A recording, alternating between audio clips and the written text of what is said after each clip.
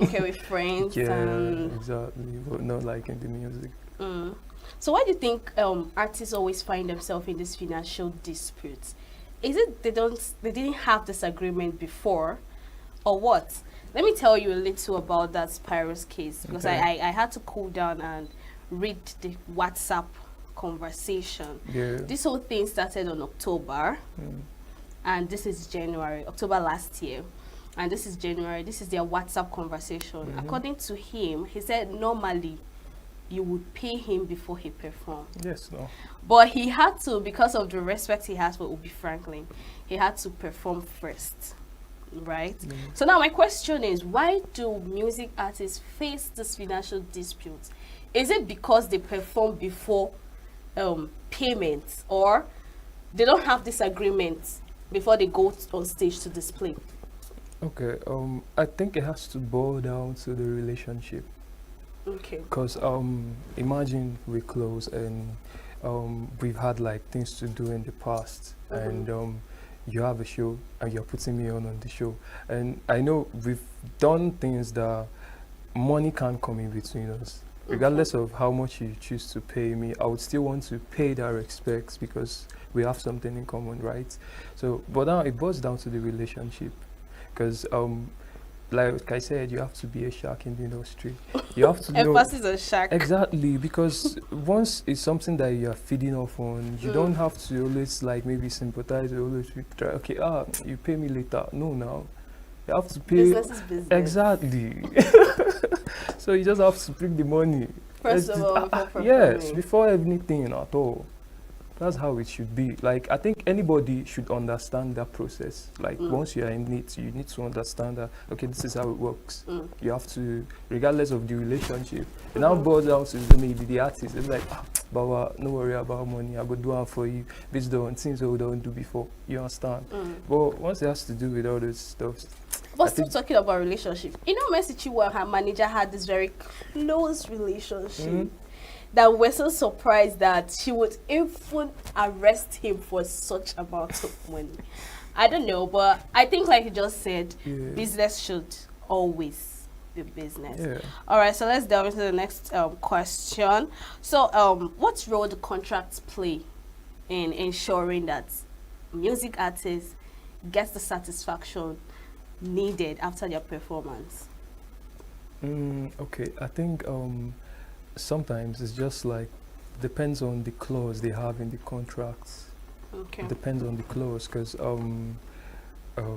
when it has to do with like business, especially the performance aspect, it doesn't. Sometimes it doesn't have to be like a contract kind of thing. Do you understand? Because sometimes shows are like just one-time show, and you need this person maybe because he has traction and he has a song that is blown, and you know people are always going to engage with him if he's performing. So it's something that you'd have to settle down or talk through with the person or with the team, because it works better with the team. Because once you work together, because sometimes all these familiarity things, they actually bring problem. Problem with A it. lot. You'll be like, you know my son. I A knew when you lot. started Do you get and a all. lot? Crazy. Okay, so it's very funny, but yeah. Okay, so are there any industry specific reasons why organizers should delay in apart from this over familiarity? Because let's assume I'm not familiar with this person, Yeah. and let's assume, okay, let me use the word now, me for cop, I for collect my money before I perform. Are there any industrial specific reason why you should delay my payments apart from these two things I just stated now? Yeah. Delaying of payment shouldn't be a problem because it's transactions. It's not something that we start, except it's like there's like network or maybe bank issues. What do you mean by bank issue? Exactly, now because if I should send you money now, it Yeah. won't take like time Few or minutes. something. You just receive the alert, you'll be credited. So Yeah. it's not like something that should be hard. But because of, like I said, sharks that would want to, once they say, okay, you're still a smaller shark and you're coming up, okay, they would want to rape you because they feel like maybe you don't have the capability to fight back or something. That's like, I feel like they just want to show that power. Just depends on the person, though. I think it just has to boil down to the person and how you tend to handle your business. Yeah. Do you think it's it boils down to maybe they're not satisfied with your performance? Okay, when it boils down to that, that in particular has to do with a lot, because business is business, regardless of how you put it. You calling this person, you already know what he can offer. Okay. Do you understand? Yeah, you already know like what he has in store. It's not like it's a new something or okay, this artist is just trying. He's not there yet. Do you get? But you already know what he can offer. Yeah. And even if he doesn't really offer like much, you guys talked about it. There's like a amount of money you agree to pay this person. So why not keep up to the deal? Sometimes I feel like it's just all this familiarity things that causes the issue. Because once you're able to like still talk it out, like say okay, this business is a dumb business, and we can now continue being families after the business. That's one thing that you just have to be sure and very insightful about. So that's okay. So personally, do you think they should do this whole contract thing with the artist or the artist manager? Because looking at it, if Mercy Chinwo is having issues with her manager, that means whatever contract they had was with the manager. Yeah. Right? So possibly if they had had this contract with her personally, they wouldn't have this issue now. Do you get what I'm saying? So now my question is, do you think it's better to work with the artist, him or herself, or you work with the team, maybe the manager of the artist or the PA or something? Okay. For that, I think you working with the manager has to do with the alignment you have with the artist, because sometimes some kind of artist and manager relationship, sometimes it might be deeper than maybe like something that they have been like coming and it's not like they just started or they met. Okay, do you get? So I think it's better off when you work with the both parties and they are there and it's something they understand, because relationship when it has to do with money even money causes problem for like siblings, talk less of people that are just friends. Do you get? So it's something that everybody just have to be cautious about when it has to do with money and finance. All right. So don't you think that this dispute, this financial dispute, like you clearly call them these sharks in business, don't you think this industry that these people should be looked up to? Because most times they see the up and coming artists as prey. Do you get what I'm saying? So do you think that government should be part of it? Do you think higher authorities should be part of these sharks that see up and coming artists as prey? I'm even calling up and coming artists as prey, like you clearly said over familiarity. What they call it now? Spyro, right? Spyro is not a small guy. Exactly. He's a big guy. Mercy Chinwo is not a small person. She's a big person. So what do you think the government should do about it? I don't know, I'm even emphasizing on government, but do you think the higher authorities and the industry, people in higher authority, should they look up to this? Should they look at the sharks in this music industry? I think it has to do with like the level of the situation at hand, because I wouldn't, if it's like something you'd have to go to court for, I don't think it's something you'd have to engage the government, except it's like now it has turned out to be a very big way out of hand situation for the artist to handle. That's when you can say, okay, we need like a higher person to come into the situation. But once it boils down to the artist, and once it's contracts, anybody that breaches contracts, you have your lawyers standby to take up the case. Okay. Definitely. So that's why it's most importantly to have a lawyer that you're working with, somebody that knows, okay, this is how this should be. Once, okay, this is your royalties and this is what you should get of this whatever business you're doing with somebody. Yeah. So definitely you should have a lawyer as an artist, somebody that will back you up whenever this kind of case. Exactly. All right, enough of that particular conversation. Let's face you very well. First, let me ask you, Why did you choose the word very well? There's something I noticed about artists. Yeah. Why don't artists use their name? Why don't they Okay. use their real name? Right. Definitely. I have people that actually use their real names. Ah, they always put a spice to it. No, There is not always a spice to it. I don't know why. okay. The thing about my name is I've had a name issue before when I started my career quite early, Mm, and but this name is quite special to me because it resonates with like my sound and what I okay. do. Because once you think about berry, berry can be fruits, berry can be Strawberry. something sweet, Mm, and my sound tends to do something with that sensation revolving okay. around it. So when you hear it's a very nice sweet sound, like something you want to indulge in. Mm. Do you get? So that's like berry plus the word. The word is basically my surname. So Yeah. Because I was like, oh, Onyebuchi Uwa, very world. So I'm like, oh, at least it yeah, is. That was I said, you people always add a little spice yeah. to your name. So talk to us about your journey so far in the music industry. I know you said you've not faced these financial disputes and all Okay. that, but talk to us about your journey so far. Okay. My journey has been amazing. I thank God because it's not been easy, but I thank God. Everything has been. I believe it's divine alignment for Yeah. me because it's been crazy. I won't lie to you. Crazy in what aspect? It's been crazy. Go into Being an details. upcoming now, being an upcoming, you have to be working, going to the studio to record, Mm-hmm. you create content, you drop, you promote. Like even imagine you don't have like maybe a label that is supporting or somebody that is putting like effort on your works. Yeah. Like it's tedious for just one person to handle. Do you Mhm. understand? That's why as an artist you need a team. Like regardless of how you do it. Yeah, you have the vision, the dream, but you need to make people see that vision with you. Yeah. People that will believe the vision. You get. So it's been crazy for me, but I thank God. But now it's just I wouldn't say it's easy now, but I thank God it's not as it used to be.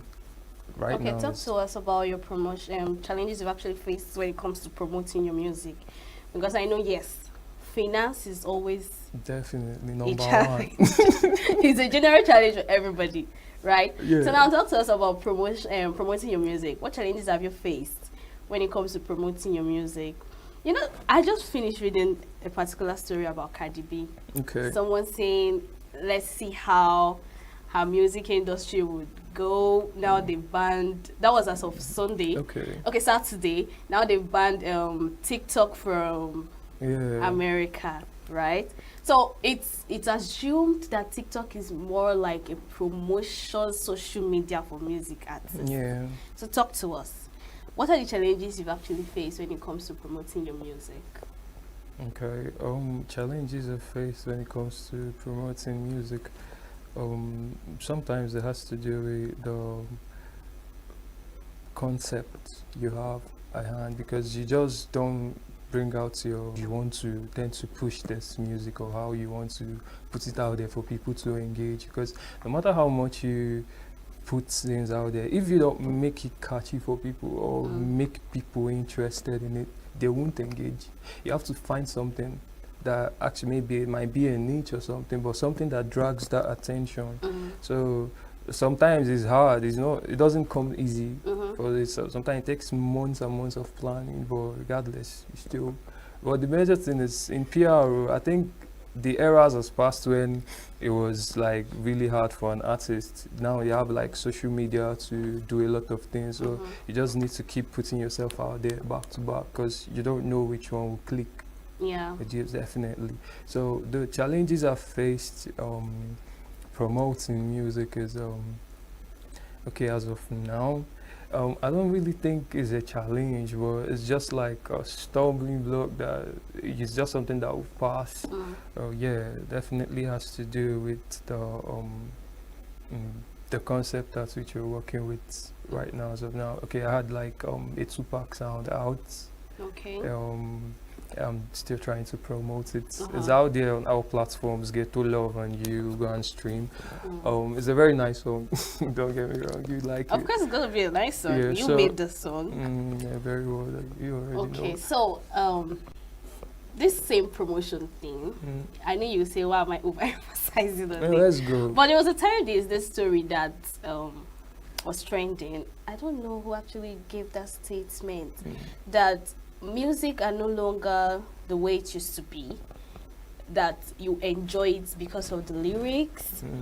That now music make money and go global because of the promotion.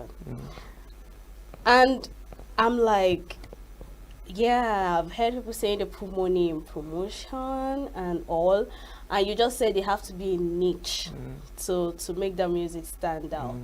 So, does it mean that once you have money, whether your song is good or not, and you give it the right promotion, it must hit the market? Definitely too, but let's just don't put out like the finance on it, because music nowadays, anything can blow up with the right promotion. Do you get? Yeah, with the right people to get your songs, and maybe especially when it has to do with like maybe influencers that really have really much, especially on TikTok, because yeah, TikTok is like the new wave right now for any creator. So to get anybody to use your sound to like do something, and once it's catchy, forget, like in a twinkle of an eye, you can just blow up without even knowing. So that's how easy it is. But sometimes it doesn't come that easy, because you have to go through the stress of trying to get people to engage first and all that. Yeah, but regardless of how you do it, you just So have are you to trying put to in the say work. that it's God? Like, you know, there was a time, what's this sound? Is it this Davido sound that he released a long time ago? Yeah. That was last year, and he had to come back to social media. You see people reusing it. Even this Osofia sound, Yeah. right? So are you saying when is that time for Definitely. or is it a There's- promotion? Maybe they gave more promotion to the sound. Okay. I think I would use this CK's Love One Cynthia as an example, because I think that song he dropped in 2019, and then the song started gaining traction in 2021 after like 2 years. So imagine what he's been doing that 2 years. He's been trying his best to put it out there, doing his promo. Yeah. And then after like 2 years, the song blew up. Went like, I'm sure right now the song is maybe more than 1 billion streams. But you get, Yeah. he never knew that song was ever going to Go get that viral. big. You get, so I think it's just grace Yeah, plus emphasis the on work grace. too. Emphasis on grace. Okay, so let's talk about your genre of music. What kind of music do you do? Okay, I do Afrobeat. I do Afrobeat because I feel like it's something that I've listened to numerous times, like while growing up. I do listen to a lot of people, but there's something about Afrobeat for me. Like The it just beat is itself? not just the beat, Okay. everything that has to do with it. It revolves around like us, Africa. Africans. Do you get? Yeah. So it's something that you can't find any other place. This is like the grassroots of it. You can't go outside it. No, people do Afrobeat outside the country in diaspora, but Yeah. it is not close to what we have here. Africans do. Do you get? So Yeah. there's something about the genre and What did you Trust study me. in school? school. I never did. What? I never did go to school That's surprising. And your parents were comfortable about it. because I chose to do the music. You know, you're actually the first guest that I've had. Yeah. Others will say, I studied law. Yeah. Some will say medicine, radiography, Yeah. and all that. Wow. Is it So funny? your parents, you told them you don't want to go to school, you want to do music, and they were comfortable with it. Normal African parents wouldn't be comfortable with it. Exactly. Let's be honest. Exactly. But I had my fair share of all the problems and that comes with it. I had my fair share. I had my fair share. Don't worry. But it happened. But it got to a point where they were okay.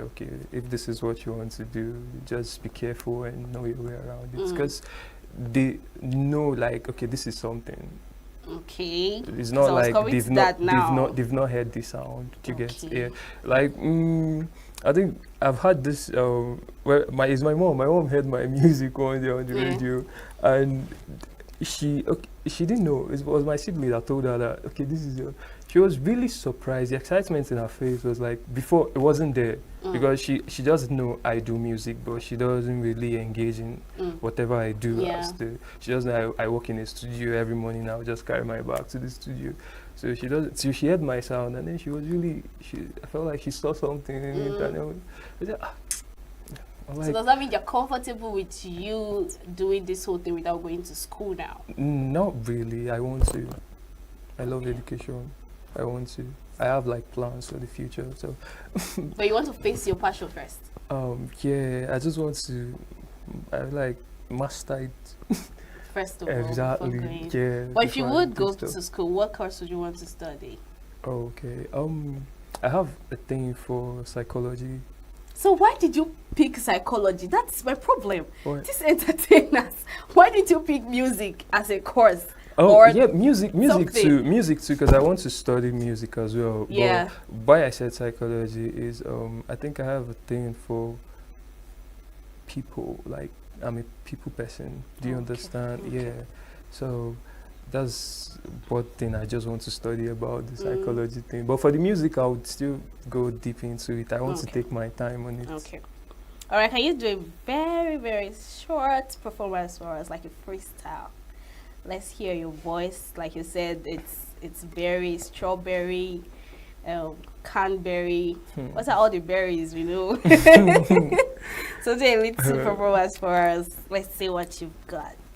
Okay. Are you shy? No, I'm Okay. not. Okay, I think I should give you this one. I don't know if you like it. Whatever. Let's try.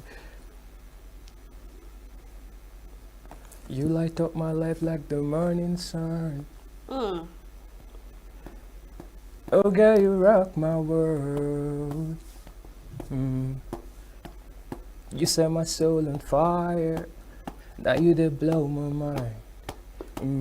Oh, girl, I no go tire for you. Can you keep up? Oh, where go Kageri? Yes. So. Oh no, love wanting to. Oh, where go Kageri? Me I no go tire for you. All right, that was nice. That was interesting. So, I was giving you beats. You didn't even give me accolades for that. Thank you. She co-produced. Okay, so this time around, we're Yeah. playing games with you. I don't know if you have a problem with that. Please don't play mind games with me. No. I won't do that. Okay. So, we'll play social media abbreviation. Oh, okay. So, the first question is, let me pick. Okay. What's the full meaning of IMO? IMO. Yes. Okay, this is going to be tough. Never thought about that. IMO. Oh. You were thinking I'll give you all those BRB. Hey. No. I never thought about it. Take a quick guess.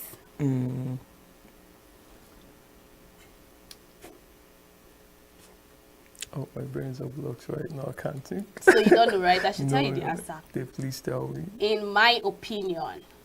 Oh, Jesus. I never thought of that. Okay, let me give you this one. What's the full meaning of AKA? If you feel this one, you will feel my hand. No, you will not feel my hand, but you will feel my hand. Because you artists use it very well. AKA, berry, word, AKA. So what's the full meaning of AKA? It's going. He's going where? Tell him to come back. He shouldn't go anywhere. It's going. So tell me, tell me. Oh, I'm still thinking. My brains are blocked right now. Ah, Jesus Christ. You know. The full meaning is also known as Signature TV. News in your pocket.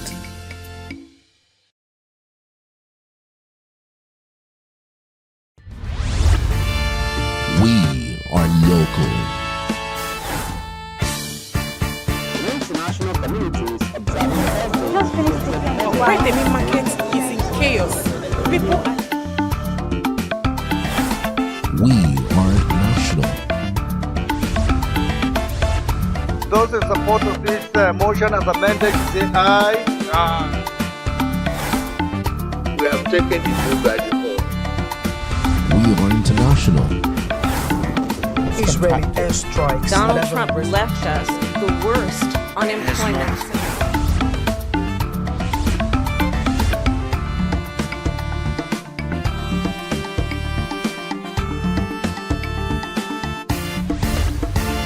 Signature TV. News in your pocket.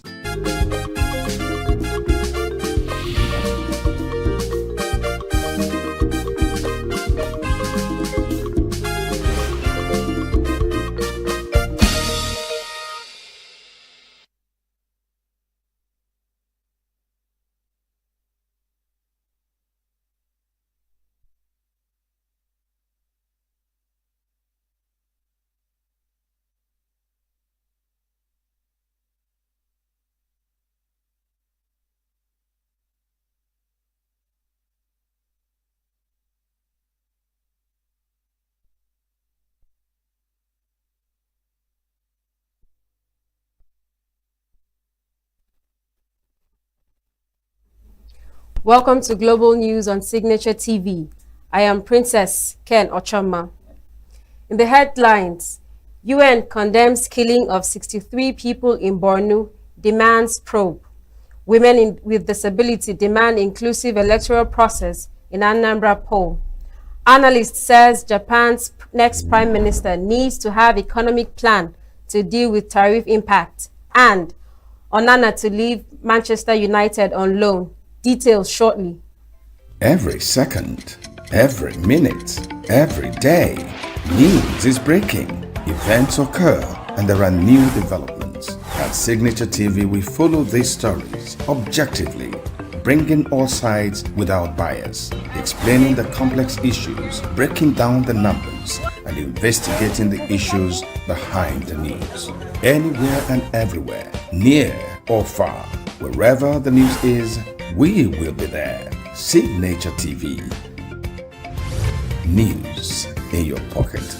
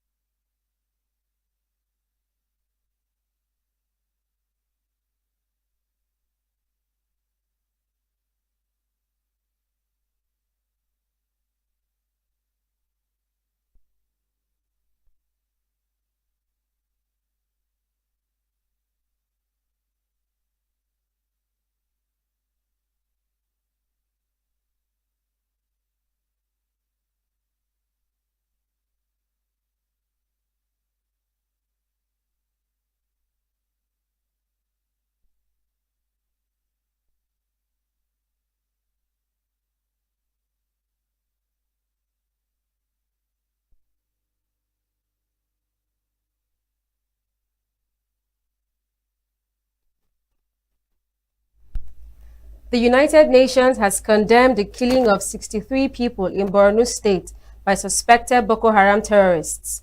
In a statement, the UN humanitarian coordinator, Mohammed Fall, asked the Nigerian authorities to arrest the perpetrators of the attack. He also commiserated with the families of the victims of the attack. He said the UN is deeply appalled and saddened by Friday's reported killing of dozens of civilians in Darajamal village, Bama local government area in Borno State in northeast Nigeria. Civilians should never be a target. Preliminary reports indicate that more than 50 civilians were killed when suspected members of a non-state armed group attacked Darajamal on the evening of 5th September. An unknown number of people were also allegedly abducted, with others fleeing with injury, with at least 28 houses reportedly burned during the attack.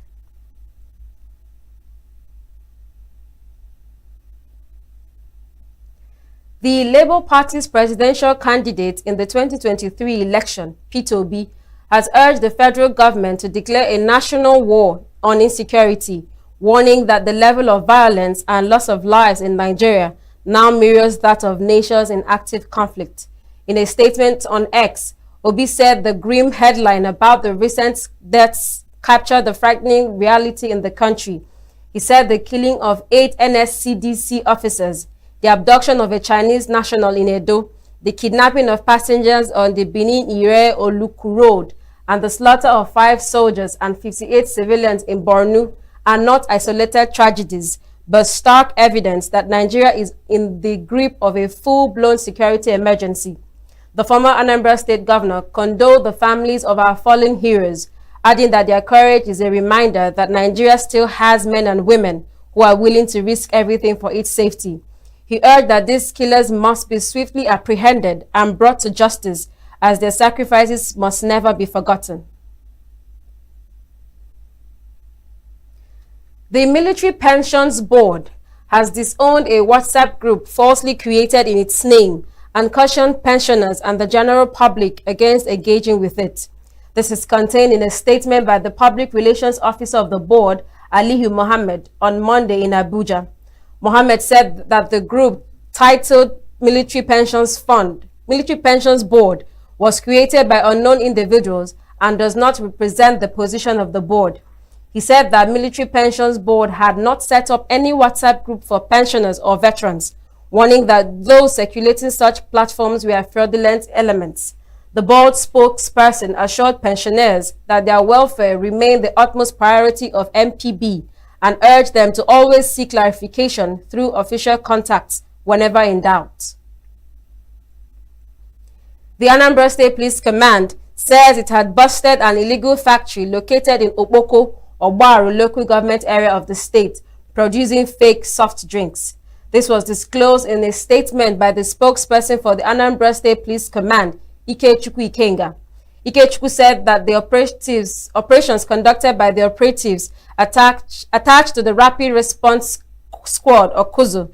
The police uncovered and dismantled several fake drinks branded as Iobelagu juice and arrested one suspect found at the factory. He said the products were being manufactured without the approval of the National Agency for Drug and Food Administration and Control and are considered highly harmful to the health of both adults and children. Ikenga said the state police commander of police, Ikioye Orotugu, has ordered a thorough investigation to track down other perpetrators and bring them to justice. The officers who stormed the Mpo area in Anambra State confiscated and sealed off the local manufacturing company, which specialized in the mass production of imitation exotic wines and other drinks in the state. The Christian Association of Nigeria, Niger State Chapter, says it will not take legal action against the state government over the introduction of a license for preaching. In a statement, CAN spokesman Daniel Atori said that the directive did not affect Christian clerics and therefore would not warrant a lawsuit. He added that the Bureau had no powers to randomly ban clerics unless there was a clear violation of established guidelines. The State Bureau for Religious Affairs had recently introduced a Dawawa registration form and certification process for preachers, sparking reports that the government had banned religious preaching. Also clarifying the matter, the Bureau's media aide, Haruna Mustafa, dismissed reports of a ban on preaching as misinformation, insisting that the agency only sought to regulate preaching to curb misleading messages and promote religious harmony. Mustafa explained that clerics who wish to preach in the state must obtain the Dawah registration form, undergo evaluation, and be certified. Mustafa stated that the agency remains committed to upholding religious harmony and establishing standards for responsible religious outreach in Niger State. Human rights lawyer Femi Falana has urged the federal government to step in and address the alleged plan by Dangote Refinery, Aligo Dangote, to compel newly hired drivers to sign contracts that bar them from joining established unions within the oil and gas sector. Reacting to the development in a statement, Falana asserted that the Dangote Group's policy violates Section 40 of the Nigerian Constitution, Section 12 of the Trade Union Act, and Article 10 of the African Charter of Human and People's Rights Ratification and Enforcement Act. He added that the policy breaches several international agreements Nigeria has ratified, including the Freedom of Association and Protection of the Right to Organize Convention, the Right to Organize and Collective Bargaining Convention of the International Labour Organization, as well as the United Nations Universal Declaration of Human Rights. On Friday, NUPENG announced that its members would cease work and begin seeking alternative employment starting September 8th, in direct response to Dangote's refinery's alleged efforts to bar its compressed natural gas tanker drivers from affiliating with labor unions. Both the Petroleum Tanker Drivers and the Direct Trucking Company Drivers Association has declared their refusal to participate in the strike organized by NUPENG. The Nigerian Labour Congress, NLC, is demanding an urgent review of the national minimum wage, insisting that the current 70,000 naira is no longer sustainable. Acting General Secretary of the NLC, Benson Opa, told newsmen in Abuja that inflation has eroded the value of the 70,000 naira minimum wage, leaving many workers unable to meet their basic needs. Upa contended that in the face of galloping inflation, rising costs of food, transportation, housing, and other essential services, the pay can no longer sustain any worker. President Bola Tinubu had earlier signed the new national minimum wage bill into law in July 2024, raising the minimum wage from 30,000 naira to 70,000 naira. The amended law applies to the entire country, including the federal government, states, local government, and the private sector. Some state governments have, however, gone ahead to increase the minimum wage of their workers above the 70,000 naira benchmark in response to the prevailing economic realities. There are indications that Senator Natasha Akpotu Uduaghan, who represents Kogi Central in the National Assembly, will return to the Red Chamber later this month after completing her 6-month suspension. Speaking in Abuja, Victor Giwa disclosed that the senator, who is currently on vacation in London, had already made plans to resume plenary alongside her colleagues when the Senate reconvenes on September 23rd. The lawyer added that the Senate leadership was not expected to obstruct her return and that her pending legal dispute would not hinder her return. Akpotu Uduaghan was suspended on March 6th following allegations of insubordination after rejected a change of her designated seat during plenary. The lawmaker had consistently argued that her ordeal was linked to her petition accusing Senate President Godswill Akpabio of sexual harassment, a claim the Senate dismissed. Senator Adams Oshomole has unveiled the first batch of constituency projects for execution in Edo North Senatorial District. The projects include the 2.5-kilometer Fuga Uko Road in Isako Central Local Government Area, 6 classroom blocks at Akpana Mixed Secondary School Akpana in Isako West, and 6 classroom blocks at Osime Primary School, Agene Bode in Isako East. Also listed are 250 capacity automated CBT centers at Iyamo Secondary School, Iyamo, and a fully furnished 6-block classroom at Ekpekpe Secondary School, Auchi, and a block of classrooms at Ijiomohun Primary School, Iheve, Ogbe, Awon East Local Government Area. Speaking during the project handover to contractors on Sunday, Oshomoli said the 6 projects represent the first batch of his constituency projects for 2025. Oshomoli, represented by his Chief of Staff, Victor Osheoke, said the projects were people-oriented initiatives aimed at improving living conditions across Edo North. Physically challenged women in Anambra State are calling for a more inclusive electoral process to ensure their full participation in November 8th governorship election and subsequent polls in the country. The women under the aegis of the Association of Anambra State Women with Disabilities, who gathered at Amobia in Oka South local government area of the state, decried the difficulties women with disabilities face during elections. Chairman of the Anambra State chapter of the Joint National Association of Persons with Disabilities, Ugochukwu Okeke, complained of poor attitude of the public, lack of mobility on election day, and lack of access to polling booths. Okeke, who said INEC promised to develop a card pass to enhance the mobility of the physically challenged on election day, as well as devices that will help them vote easily.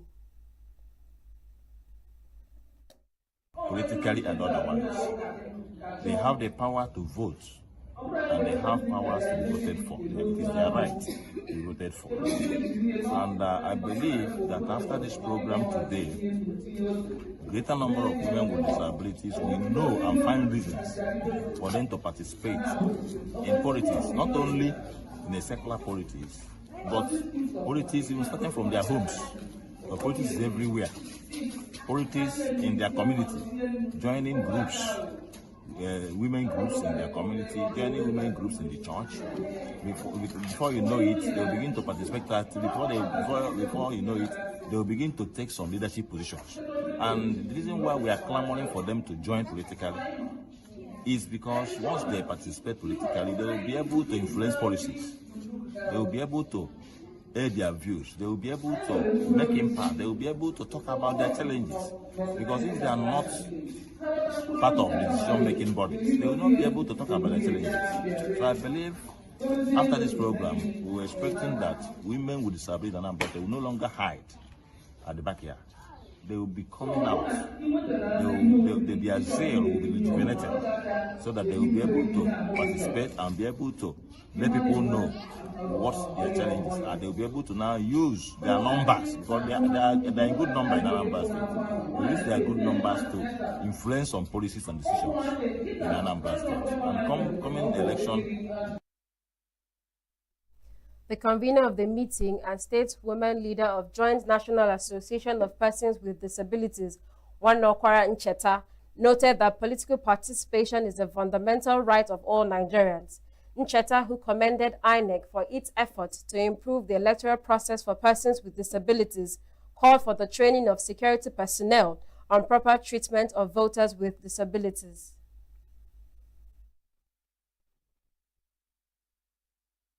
During election day, there is no movement, there is no vehicular movement to aid the movement, the easy movement of our members from their home to their various polling units.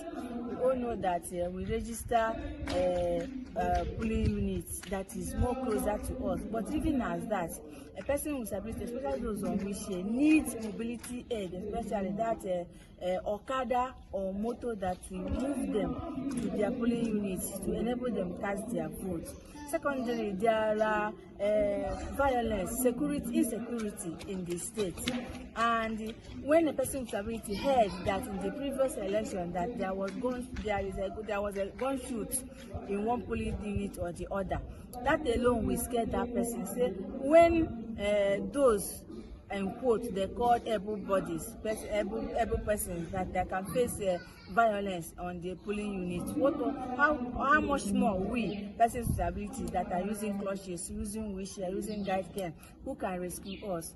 That alone hinders them from going out to vote. A representative of INEC, Ukamaka Eya, reassured the physically challenged persons that the Commission had made adequate provisions to facilitate their voting in the elections. It's about you as a person. You don't talk about any other person. You don't talk about what any other person feels. It's you. We are talking about anyone. Being bold to come out and say that this is my vote and I want my vote to count. You'll be able to tell your like this. That's why I say that it's good. Spokesperson of the Nigerian Security and Civil Defense Corps, Anambra State Command, Ebere Chukwunwufo, also assured that her agency is committed to ensuring zero discrimination against persons with disabilities in the elections. So, the measures will change one, if we take 4 votes. And the other one, transfer that can each of we change, who will put the put your photo.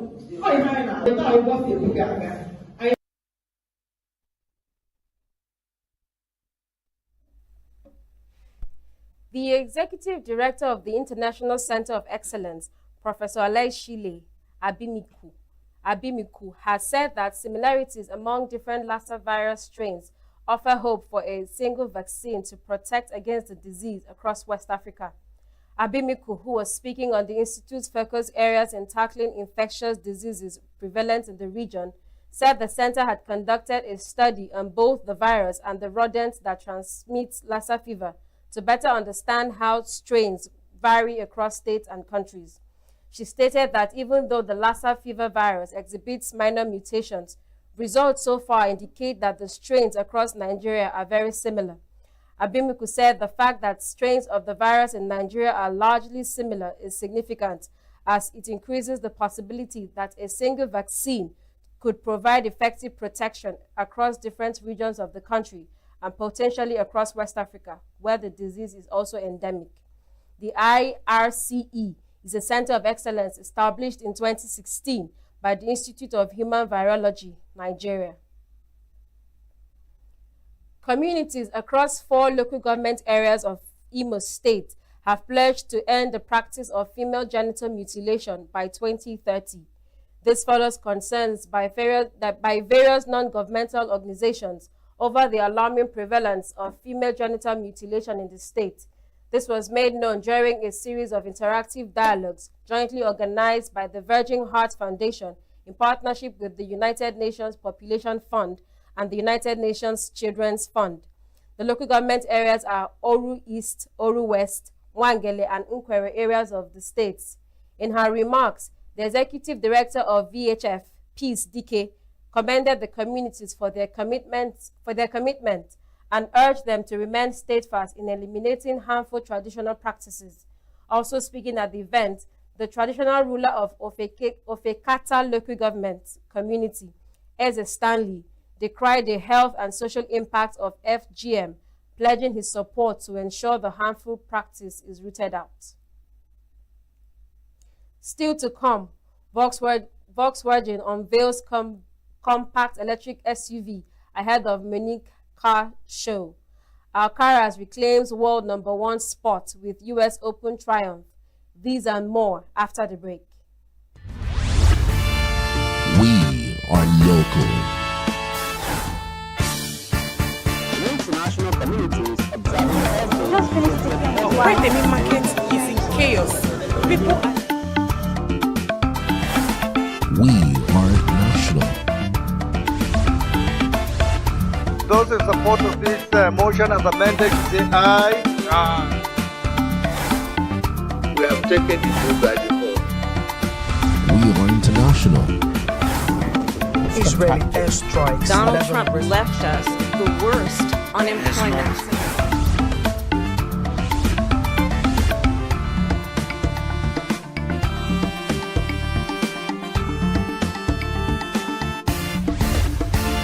Signature TV, news in your pocket. Egypt-listed real estate firm Ministry for Development signed a deal to build a tourism development on the Egyptian Red Sea with Saudi Arabian and Emirati partners, saying the project could eventually generate investments worth $900 billion Egyptian pounds. Senior officials from the companies involved in Mamirsil of Development, Sky Tower for Real Estate Development, and Golden Coast, which is owned by Saudi Arabia's City Stars, made the announcement at a televised event in Cairo, attended by Egyptian Prime Minister Mustafa Maudoli on Sunday. Mamirsil, almost wholly owned by Dubai's largely real estate developed by Emar, holds a stake in Sky Tower for Real Estate Development. The project, dubbed Marasi Red Sea, would be launched soon, Hassan El Shabatli, Vice President of City Stars, said. As you can see, it's a project on 10 million square meters, with investments worth more than 900 billion Egyptian pounds, almost £1 trillion Egyptian pounds worth of investments in this project. It will include more than 4,000 hotel rooms and hotel apartments, which will guarantee that this area would become an important destination for international tourism and a high level of international tourism, as it's associated with the establishment of international marina for yachts.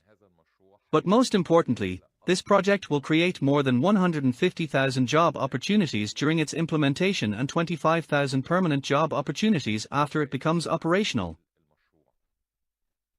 The project was first announced in February this year. Egypt has been seeking large-scale investment projects to boost its economy, which has been grappling with a protracted financial crisis and the economic vibrations of the war in Gaza between Israel and Hamas. Last year, Abu Dhabi Sovereign Wealth Fund, ADQ, led a consortium to invest $35 million in Egypt to develop a 170 million square kilometers area on the Mediterranean. Hundreds of Cuban Catholics attended a street procession commemorated the Virgin of Regla, known as Yemaya in the Afro-Cuban Yoruba culture, along Cuba's Havana Bay on Sunday. Devotees venerated statues and dolls of the Virgin of Regla in the street procession and offered prayers during a mass held in a church named after her.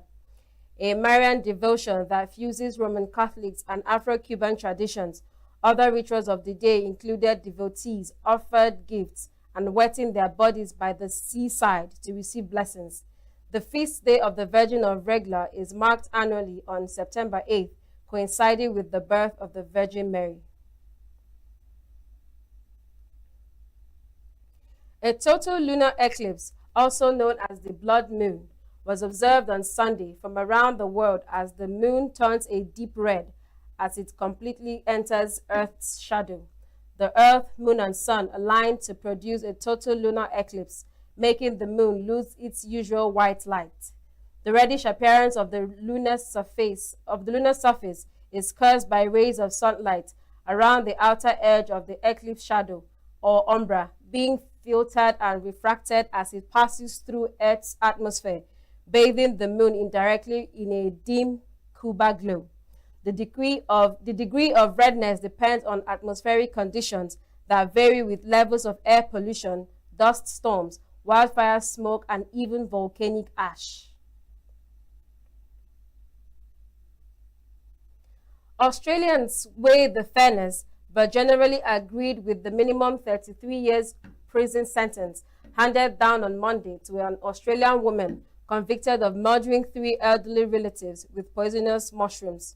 Erin Peterson was found guilty in July of killing her mother-in-law, Gail Peterson, father-in-law, Donald Peterson, and Gail's sister, Heather Wilkinson, in a case that has been globally followed and dubbed the Logatha Mushroom Murders. Presiding Judge, Justice Christopher Bale, said that the question of parole was a significant consideration in his sentencing, as the prosecution argued Peterson should never be released. Sydney resident Nicola Toon said she agreed with the possibility of parole after 33 years. Peterson's non-parole period of 33 years is the longest ever for a woman convicted of murder in Victoria. Only one woman in Australia has ever received a life sentence without the possibility of parole. Look, I think it is fair because I think it's also about the message that it sends. That sort of crime. I understand that she's going to be looking to appeal, and I think that's fair as well. So it seems harsh, but if she's up for parole in 33 years, that sounds about right to me, given what she's, been, sent to jail for.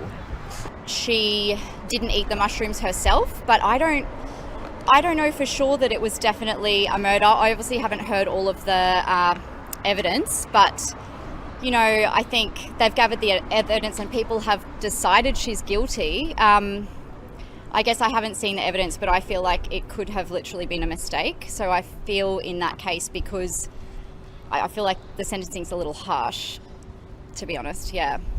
I think she should have a chance after, 30 years. She's going to be, 8 years? It's quite old. I don't think someone in their 80s should be in prison for something they did 30 years ago. Yeah, people can change, I guess. They understand their mistakes when they are in prison, I assume. So I guess she would have an opportunity to realize the mistake that she has done. So yeah, this is sort of a self-reflection for herself, yeah. New Zealand Prime Minister Christopher Luxon said on Monday the country is anxiously waiting as police continue their search for 3 missing children, following a shootout earlier in the day that left a fugitive dead and an officer seriously injured. Tom Phillips disappeared with his 3 children, now aged 9, 10, and 12, in late 2023, in a case that has made national headlines over his ability to evade arrest. Phillips was shot dead by police on Monday after robbing a farm supply store. Been a sombre day following confirmation that early this morning a police officer was shot and seriously wounded in the line of duty, and that the fugitive Tom Phillips was shot dead in the same incident. Earlier today I was briefed in my office by Acting Police Commissioner Mike Pennant about the situation, and as I was being briefed, the officer who was shot was being operated on in Waikato Hospital. This is a constable who was out looking after his community, and what's happened is a reminder that police put themselves on the line every day they put on that uniform to keep our community safe. He, his family and colleagues are in my thoughts and the thoughts of all Kiwis. New Zealanders' thoughts, of course, are also with the children involved, and I know the whole country is anxiously waiting to hear that the missing children have been safely found. I doubt there is a New Zealander who has not followed to some extent the story of the abduction of the children, of whom there have been only intermittent sightings since December 2021. Social services are working with police and are on standby to support them. And this morning's events are not how anyone would have wanted this to end, and I know that there will be many questions about it. Phillips' efforts to evade police in the remote area of the Waikato region has remained in local media headlines since their disappearance, as New Zealanders have struggled to understand how they have not been captured. Before disappearing, Phillips had lived in a small farming community of Marokopa near the west coast, home to less than 100 people. Pio, where the robbery occurred on Monday, was roughly an hour and a half by road from Marokopa. Japan's next prime minister will need to have a plan for the economy and deal with the impact of U.S. tariffs, a political analyst said on Monday. The race to become the next president of Japan's ruling Liberal Democratic Party, and by extension the country's likely next prime minister, began in earnest on Monday, following outgoing leader Shigeru Ishiba's resignation on Sunday. Despite the party's almost unbroken grip on Japan's post-World War II politics, the next LDP president is no longer guaranteed to become premier, as recent elections saw the ruling coalition lose its majorities in both houses of parliament. Jeffrey Hall, an expert in Japanese politics from Kanda University of International Studies, attributed the LDP's election slip to Ishiba. The frontrunners in the race to replace Ishiba are LDP veteran Sane Takashi and Shinjiro Koizumi, a political scion and son of former Prime Minister Junichiro Koizumi, who gained prominence as Ishiba's agriculture minister, tasked with trying to rein in soaring rice prices. Both will mark milestones for Japan. Takaishi, 64, becoming its first female leader, and Koizumi, 44, its youngest in the modern era. Hall said it would be unprecedented for a person in their 40s to be running the world's fourth largest economy, but Koizumi's fluency in English may help the country's diplomatic standing and negotiations. As prime minister, you're supposed to be the face of the party. You're supposed to sell the party's message to voters. And Ishiba did not do a very good job of selling the party's message to voters at all. He came in looking like he might be a reformer who would fix the party after scandals, but he did very little to address those scandals. And voters punished the LDP 2 elections in a row because they just weren't satisfied with the way he was running the country. They weren't satisfied with the LDP in general. The 2 frontrunners are Koizumi and Takaichi, and it seems like all indications are that it will come down to them facing off against each other in the final part of the leadership election. And so it will really be a question of whether or not the very hard conservative part of the party that supports Takaichi will be able to get enough support to take on the more moderate conservatives who support Koizumi. And Koizumi is more ideologically close to former Prime Minister Ishiba, but he has friends in the right places in the party, and he isn't quite as polarizing as Ishiba when it comes to the conservatives in his party.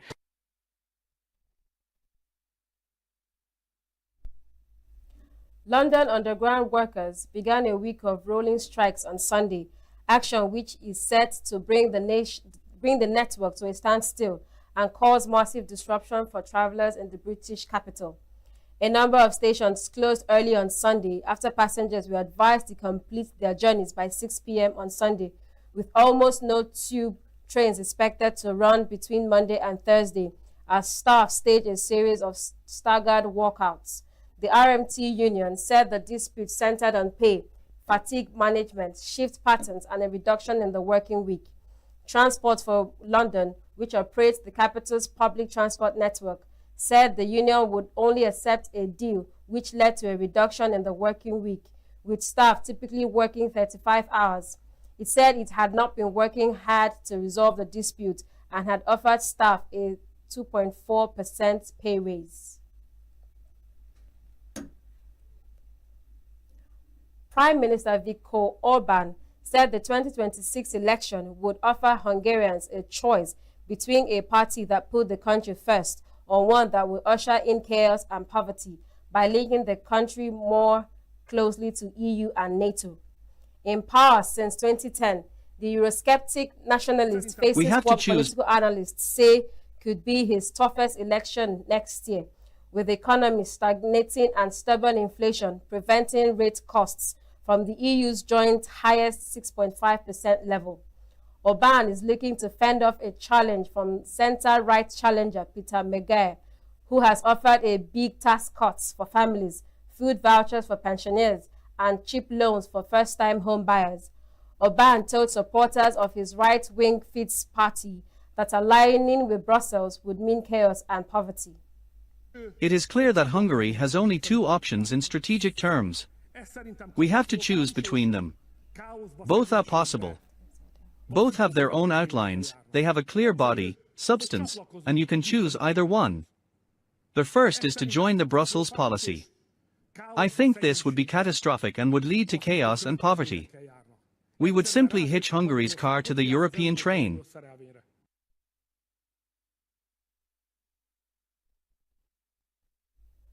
Earlier on Sunday, Magyar, a former government insider whose teaser party is ahead of Orbán Fidesz in most polls, said he would revive Hungary's economy by unlocking billions of euros of EU funds suspended over Orbán's rule of law reforms, stamping out corruption and relaunching a wealth tax, while cutting taxes on lower incomes.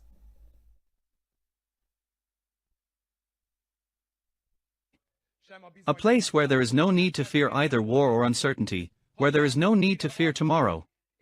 Our country will once again be an active and credible member of the European Union and NATO. Israel's Ramon Airport, near the southern city of Eilat, resumed operations after being briefly shut on Sunday when a drone launched by Yemen struck the arrivals hall.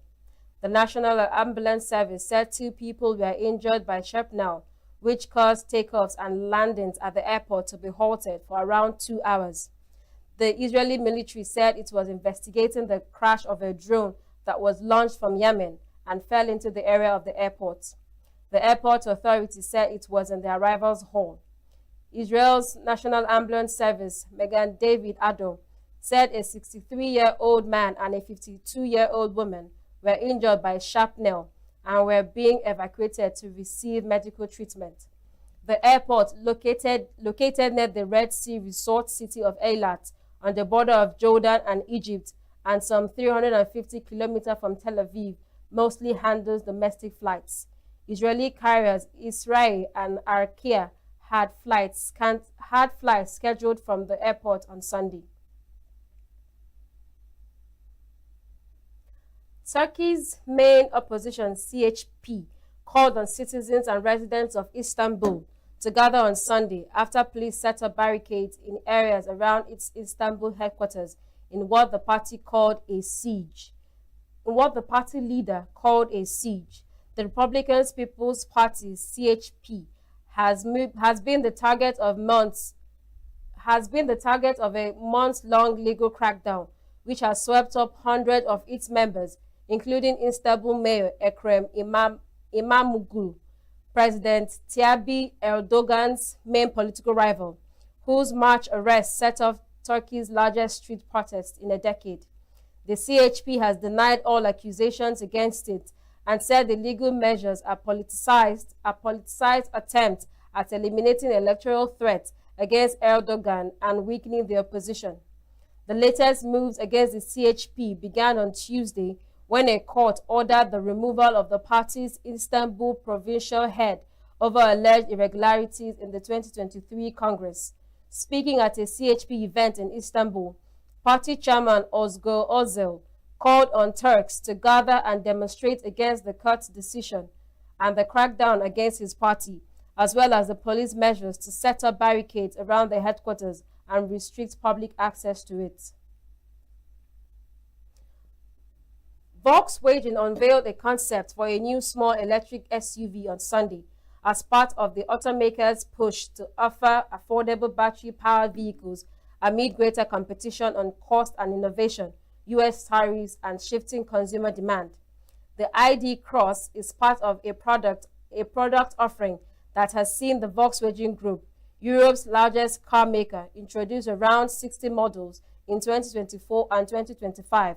Chief Executive Bloom said at a media preview ahead of the Munich car show that begins on Tuesday. There's never been a lineup like this at the IAA. Where does this new power come from? It is the result of our groundbreaking strategic decisions over the past years, all made in the face of major challenges. Strong competitions and declining demand in Europe, fast innovation and price pressure in China, trade tensions, tightening global regulations, and a slower EV ramp-up in Europe and in the US than expected. But we didn't hold back. Quite the opposite.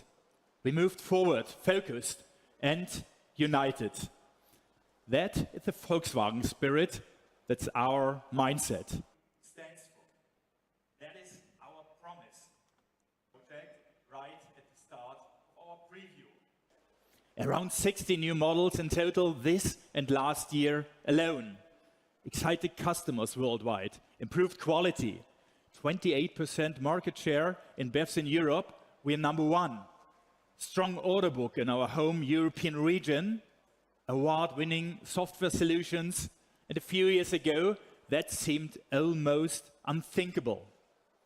And with the autonomous driving ID. Buzz AD and Moria, we have laid the groundwork to enter a new multi-billion global market. And we keep going. In Salzgitter, our battery cell production factory will start operations soon. In China, we are shifting to delivery mode with tailor-made models for local customers developed in China for China. And in the US, we are pushing forward with our growth strategy. Because it's more than a design, it's the map. Hong Kong shut schools and many businesses closed on Monday as severe tropical storm Tapa came within 170 kilometers of the territory with gale force winds and heavy rain bands affecting much of the financial hub, prompting the cancellation of some flights. Damage seemed minimal, with streets mainly calm and no reports yet of landslides and major flooding on Monday morning. Most transport, including ferries, buses and trams, were suspended, while the city's mass transit railway system was running at longer intervals. Businesses can reopen if the signal is lowered, but schools will be shut for the full day, the city's education bureau said. Sustained winds of 101 kilometers per hour were recorded near the city's international airport at Lantau Island on Monday morning, with maximum gusts of 151 kilometers per hour. Tapa made landfall over Taishan in China's southern Guangdong province at 8:50 a.m. local time and is expected to move away from Hong Kong gradually, the observatory said. I feel like when I take photos with my dad outside, I feel like I'm about to be blown away by the wind. I feel like I'm as light as a piece of paper. And compared to the ones that I went up before, this might be not that strong. Tell me more about it. And the ones before is there's more rain and might be thunder and lightning, but this is just maybe little rain and just some wind, not much.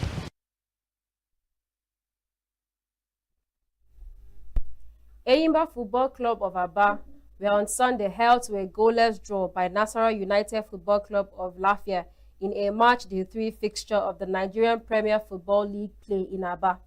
Eyimba came into the game on the back of the victory recorded in their last game against Niger Tornadoes and had hoped to consolidate on their previous victory. Eyimba failed to convert the goal-scoring opportunities that came their way early in the game as their players, John Bassi, Quadri Olusokomi, and Edidion Ezekiel, failed to convert their chances. The visitors, Nasarawa United, should have taken the lead in the 28th minute of the game through Mohamed Garba, only for the young winger to fail to direct his shots at goal from a clear opportunity. Eyimba, however, felt they had scored in the 32nd minute after Edidion Ezekiel scored, only for the goal to be adjudged as offside to the dismay of the home fans, as Nasarawa United held on to the final minute, thereby picking a point away from home. Eyimba will next be guests to Bayelsa United, while Nasarawa United would host Wiki Tourist Football Club of Bauchi on March Day 4 this weekend. Ghana and Mali completed final preparations in Accra on Sunday for their crucial 2026 World Cup qualifier, with both teams eyeing a vital win to boost their tournament hopes. Group 1 leaders Ghana, on 16 points from 7 matches, need 2 wins from their last 3 games to secure qualification. Mali, in 4th place with 12 points, aim to replicate their earlier victory over Ghana, the only team to defeat the Black Stars in this campaign. Ghana coach Otto Addo stressed the importance of maintaining focus throughout the match, while Mali manager Tom Stensfitz expressed hope for an upset victory on away soil. The match holds particular significance for Ghana, as World Cup qualification remains their only route to major international competition in 2026 after failing to qualify for the upcoming African Cup of Nations. Earlier on Sunday, the Comoros sealed a 2-0 win over the Central African Republic to climb up to second in the group, a point behind Ghana. The head coach of Israel's national soccer team said he was standing behind his country on Sunday ahead of a key FIFA World Cup qualifier match against Italy, Answering a reporter's question on the suggestions Italy should refuse to play Israel over the war in Gaza, Ran Ben Shimon said the team was playing to bring joy to the Israeli people and that they were trusting of Israel's army and soldiers. I believe that I'm a football coach. I came here to play football against the national team of Italy. I'm in football since I was 4 years old. And it's taken me a lot of years to come to the place that I'm staying here. I just want to tell you one thing. I believe that we have a super moral and amazing country. I trust my people. We are trusting our army and soldiers. And I'm standing behind my country. I want to tell you just one thing about it. I never look at the people that speaking in front of me about the opinion I just said. I'm looking who is standing behind me. And this is our people. We are playing for them to make them joyful, to make them a few moments of happy. And this is the only thing I have to say to you about it. Surfing went to the dogs in Del Mar, California on Sunday, with canines hitting the waves to raise funds for a local animal shelter.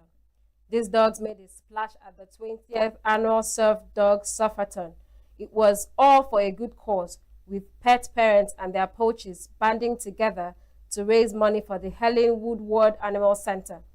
Over 50 dogs participated in the local competition, with Faith taking out the top spot.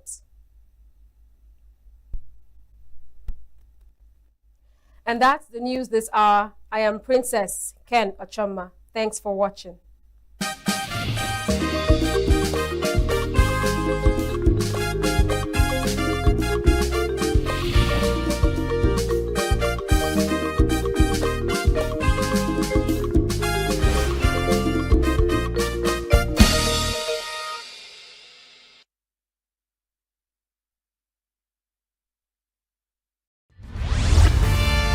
We are local. International communities observing Thursday. Why the main market is in chaos. People are We are national. Those in support of this motion as amended, say aye. Aye. We have taken the move by default. We are international. Israeli airstrikes. Donald Trump left us the worst unemployment.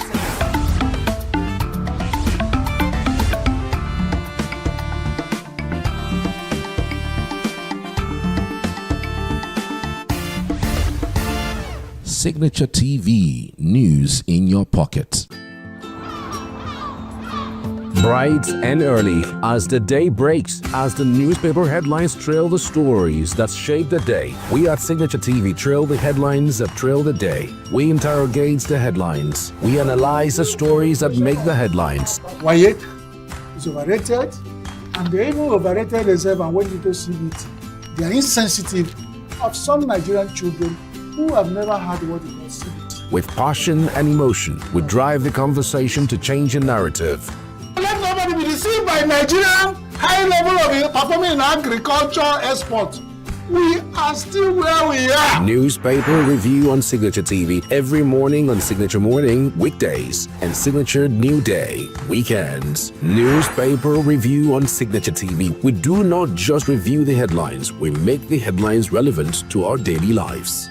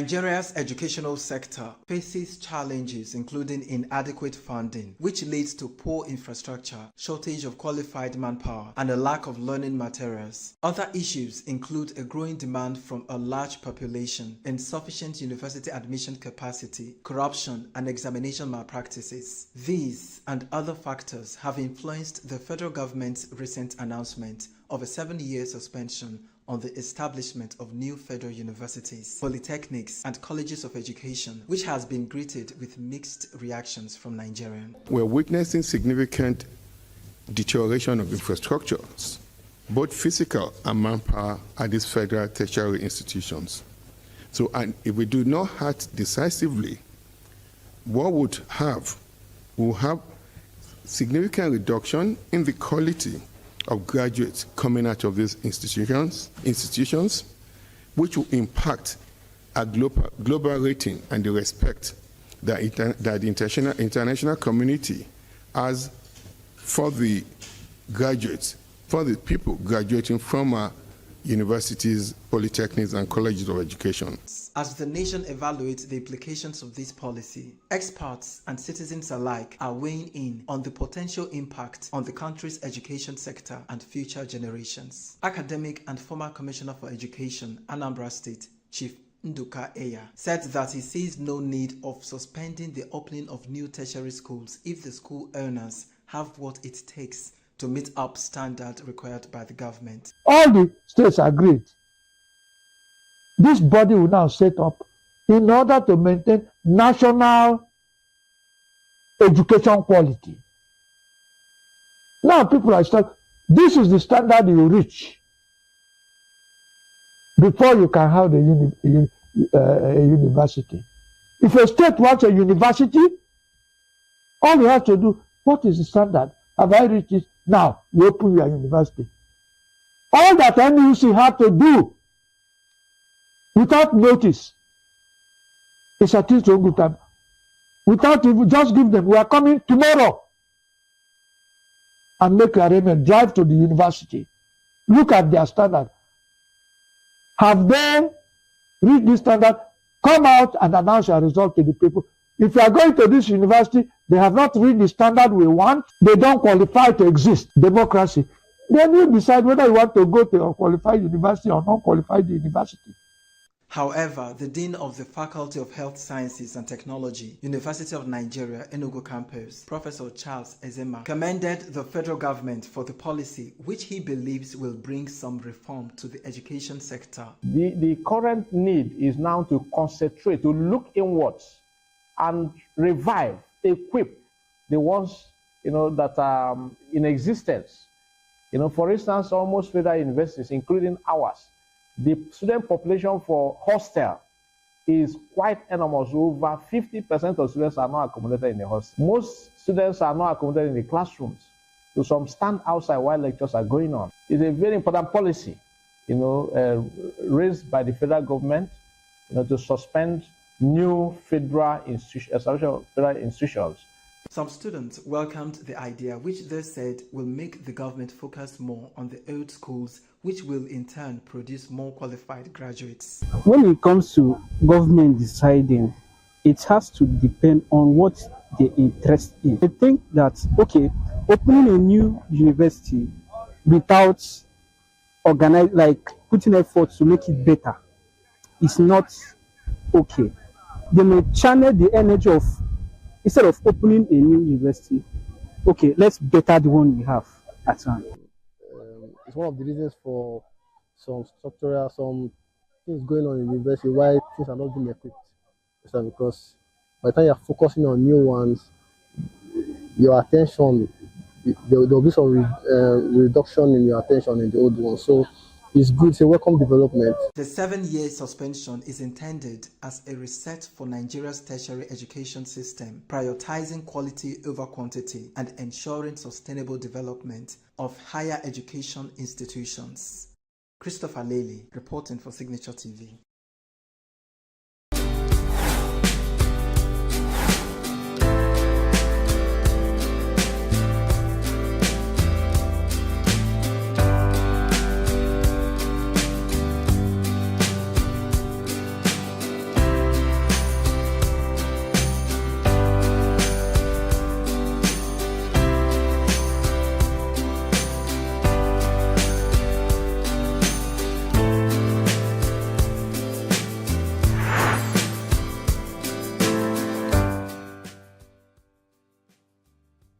Very soon, we are going to see Mrs. Kenny Black. I love it. By God's grace. He's the wonder king of Nigerian comedy, the first homegrown West African to have a special on Netflix. I've gotten love from people from low class to high class.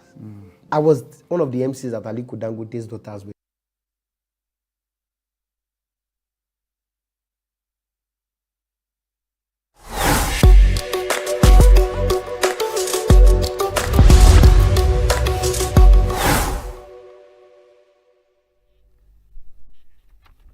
Welcome to another day on Muse. Muse is your program where we think and talk on Signature Television. And as usual, Signature Television is on all social media handles, and you can get us direct to home on SLTV channel 265. My name is Christian Chibuzo Maduka, your muser, or whatever you call that in your language. But that means that I think and talk, and as it comes to my head, I talk about it here. And talk about it, what we need to be saying something, and so that we don't even go inchoate at the point that we become vegetables.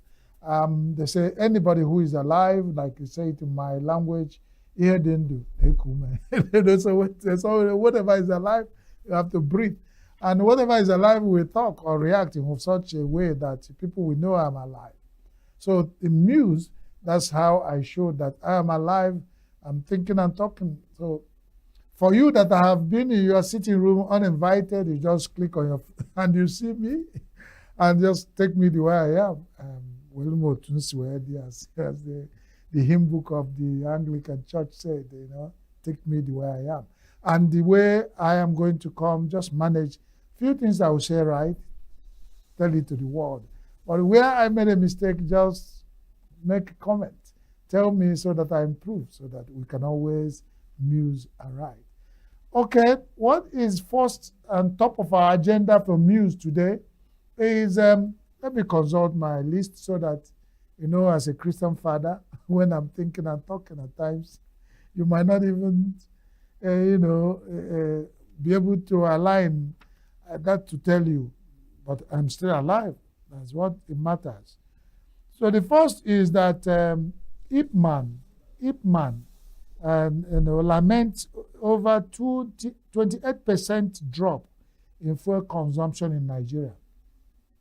Ip Man is supposed to be the Association of Petroleum Marketers, the International Petroleum Marketers Association of Nigeria, or whatever that acronym stands for. But Ip Man, it's not Ip Woman. That's just at a point in some platform I said they are Ip Man. And everything stands, once you have Ip Man, there should be Ip Woman.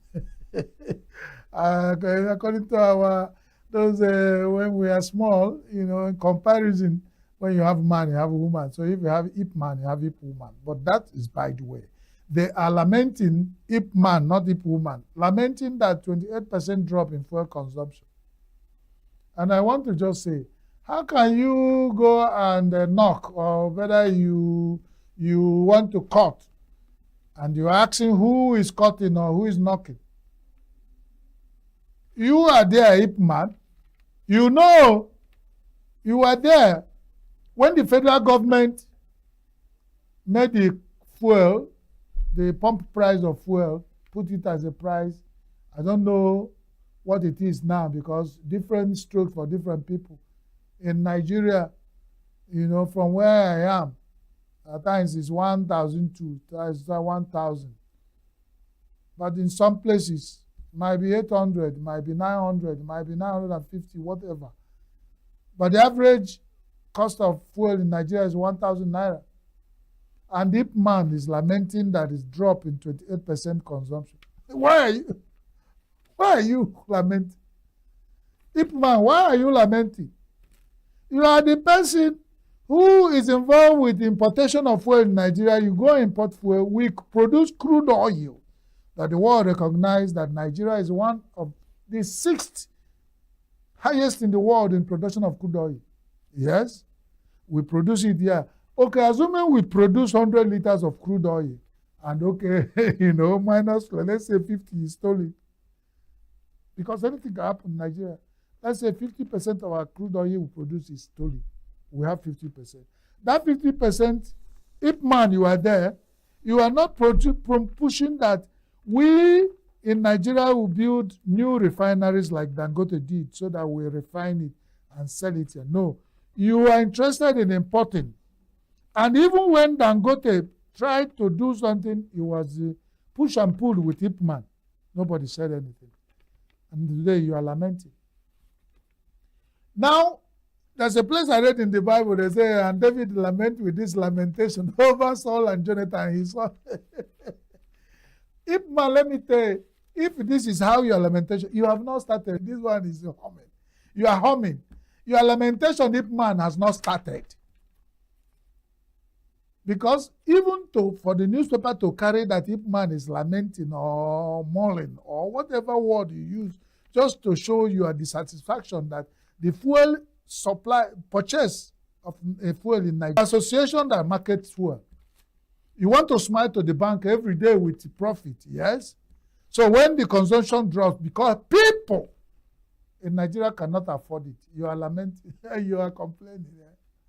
Your complaint has not started. You will take your complaint to, what's that agency that controls the fuel production all over the world? What do you call it? I don't know what they call it, you know? You people should know. Take your complaint to Geneva. Take your complaint to all the people in the world that produce crude oil, like where God has laid crude oil under their soil, like He laid in Nigeria. Take your complaint to them. When they finish, they'll come back and tell you. Because did you complain when fuel was 167 naira in Nigeria? Did Ip Man complain? You are still importing your fuel in Nigeria and you're making gain. You can tell me they were subsidized then. Why the subsidy? Are you telling us that when fuel was selling in Nigeria at 167 naira, that when you remove the current price of fuel in Nigeria, that's what government is subsidizing you with? If that is true, the government of Nigeria needs to apologize to us as citizens. It means that somebody somewhere has been robbing somebody. If it's not Ip Man that's robbing us, it is NMPCL that is in charge of fuel. I don't want to go that angle because the president of Nigeria is both the president and minister of oil. So, Mr. President, it's not in my mouth. You can never be part of it. I know. Let me call the ones I can call. NMPCL, Ip Man, or every other organization that is involved with making fuel 1,000 naira on the average in Nigeria. Let me summarize it, that you are wicked, insensitive. You do not care about us. So when we cannot afford to buy fuel and we've all packed our Tukumbo cars, you are complaining. What else do you guys want from us? What else do you want from us that will bring out our cars, go and kill and sell and kidnap and probably do illegal businesses to get 1,000 naira to buy fuel so that you will not complain? Ip Man, why complaining? I remember that joke about my friend who took a woman to a point and he was like, why Awasha? Why complaining? Don't complain, because I will end this on this note. Remember that any man who has brought ant-infested firewood into his courtyard has invited lizard and all those four-legged things that swallow ants for a courtesy visit. You cost it. Nigerians have decided to pay you back by parking their cars and you are complaining. Why is it that the person who marched the millipede the millipede they marched did not complain? The person who marched the millipede is jumping up and down and crying. Nigeria will help you. But that's by the way, whether you complain or not complain, you don't concern me. If you do the right thing, you will get the right answer, because there's this word they use in worry, if you do anyhow, if you see anyhow. I would say that if, man, you have done anyhow and you have seen anyhow, your guess is as good as mine. Go and sort it out. Okay. The Controller General of Customs in Nigeria, Adeni, just said something in the newspapers recently. He just told us that the processes that are having in Nigerian ports that has not helped with our exports. Do you get it? It sounds like what you call the rhyme in a primary poem.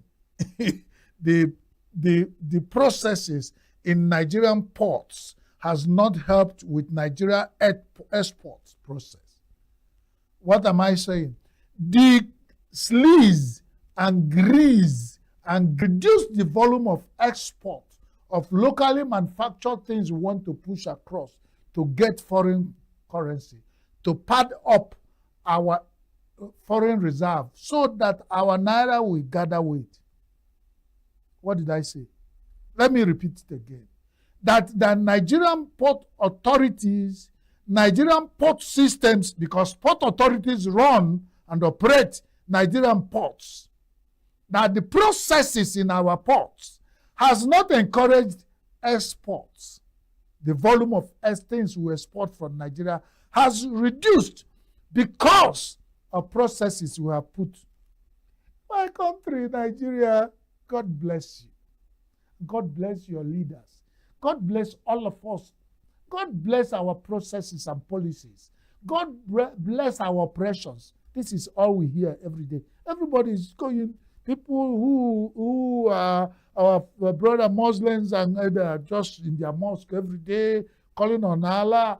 And those that are Christians are going every day into the churches, calling on God to help Nigeria.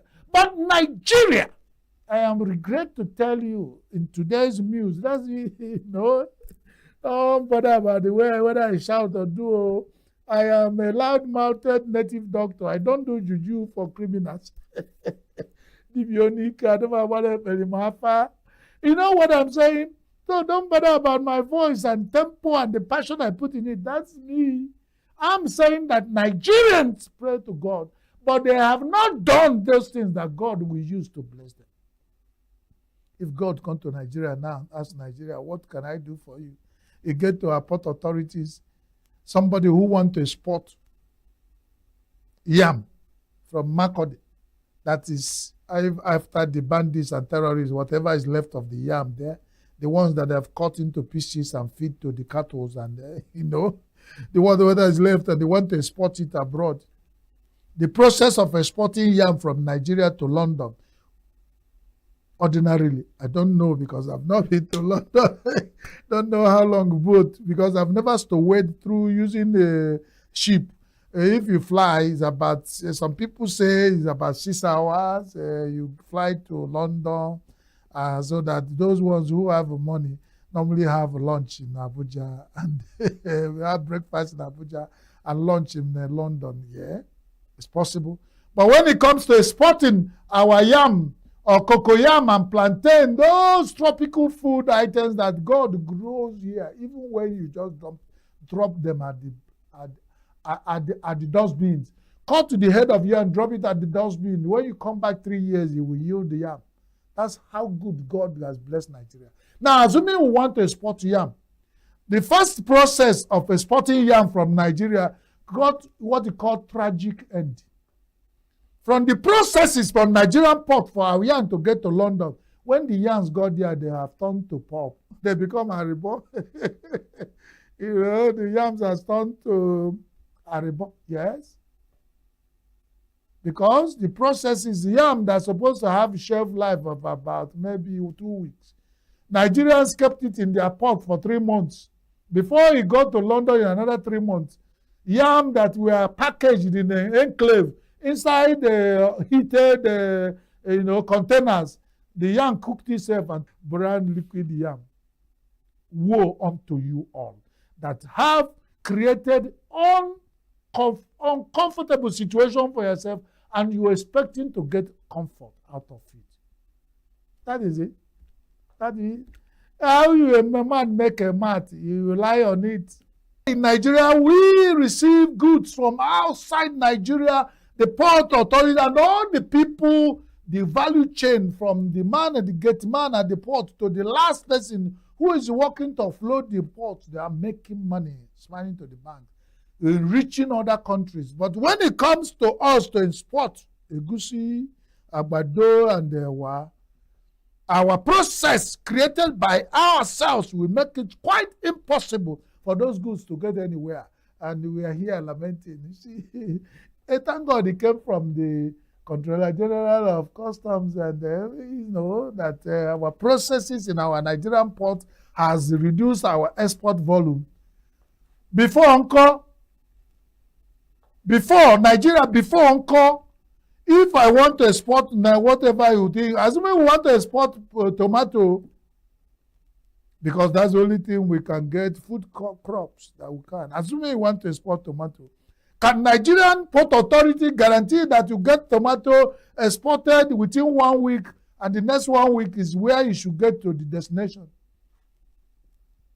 But when you come, you hear about the evil that perpetuate people who organ harvesters, how they kill people, take their organs, and within minutes fly them abroad where the people's organs are sold.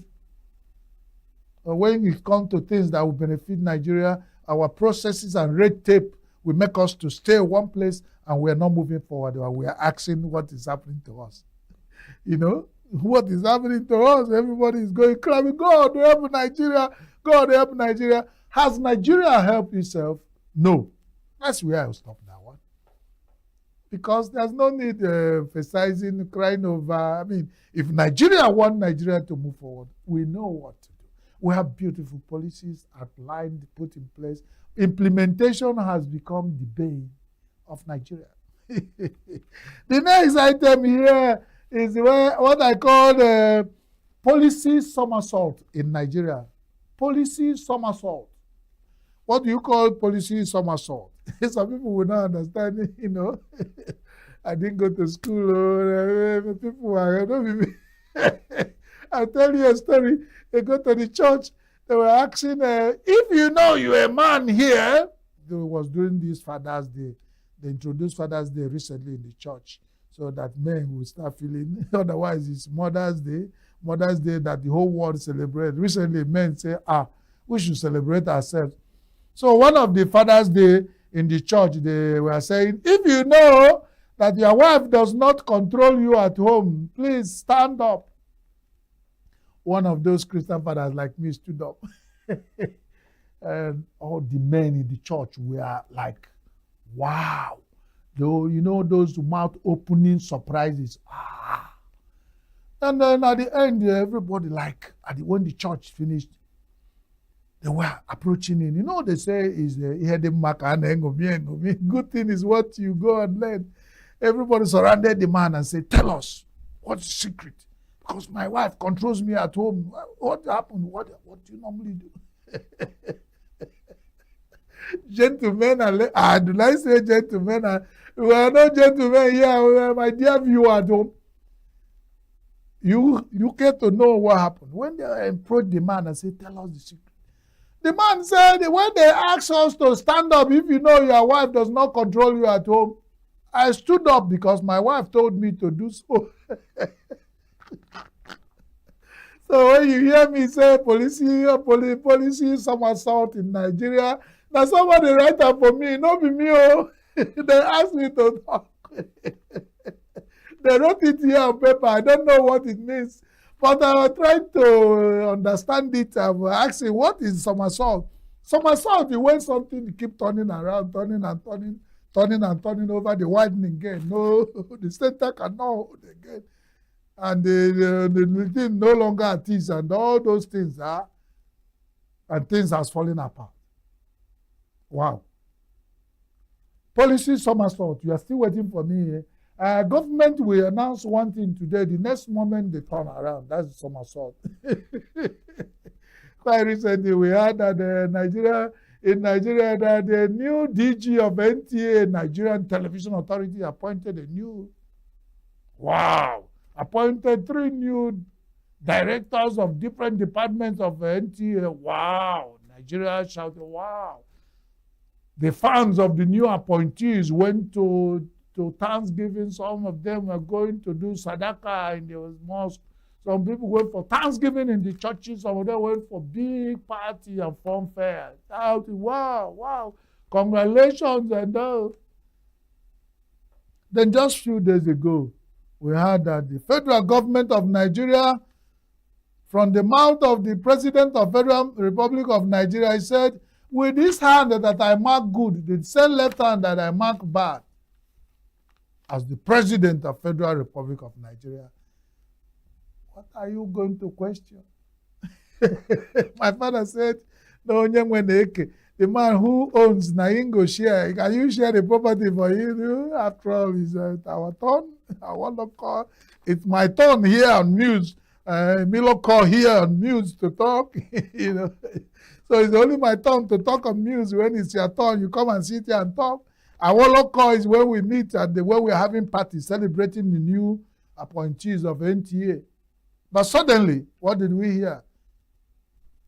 The federal government of Nigeria, according to the president, said, bam, all those appointments reversed, somersaulted. Nobody gave anybody any reason. But there must be reason for everything. From the point where the president of Federal Republic of Nigeria operates, the view is clearer because he's looking above us like this. Above all things, the president sees. I made this appointment, and I think say it doesn't work. I pull it back. I put another person there. If it doesn't work here, wars go work. And like the playing the pawn in the chessboard of Nigeria policy appointment and the decisions, the federal government of Nigeria, with the president at the peak, knows where to push the drop, the pawns, and they say, put here, checkmate, and that's it. That's about the policy somersault in Nigeria. You ask me. Well, I would think it happened recently, policy somersault. One lady was provoked in a bon air. She fought, and before you know it, within 2 minutes, she had been arraigned in the court, and they took her within 2 minutes. The court has remanded her in prison, and that's it. Case closed. She was given jail sentence to serve.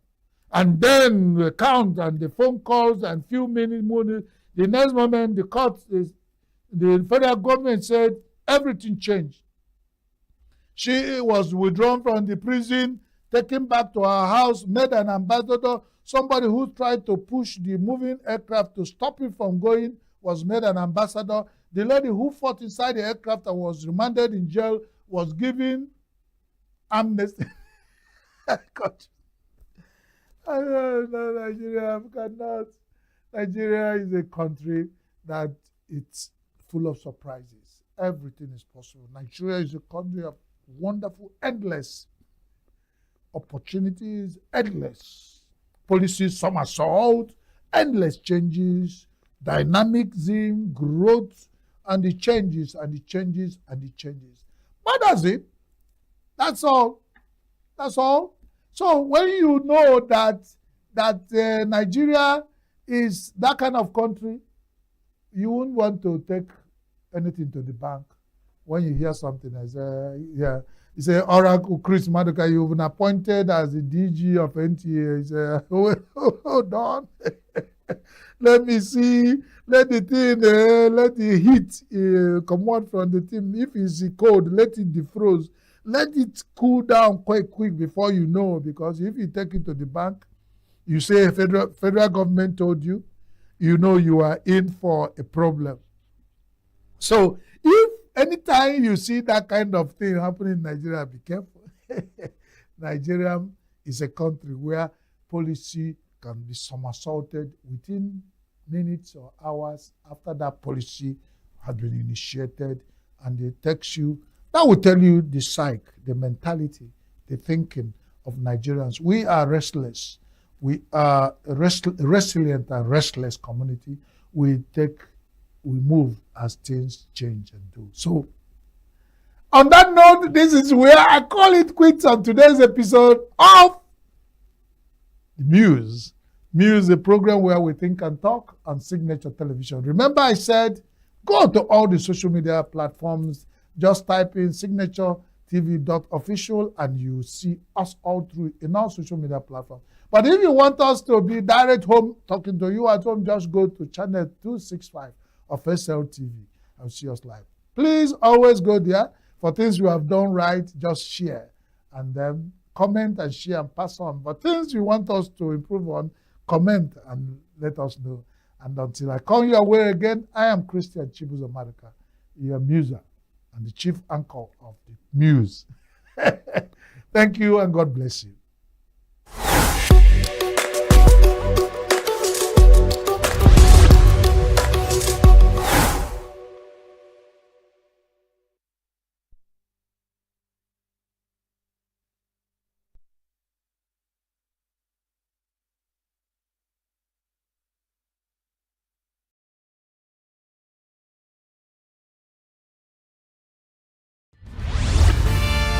We are local.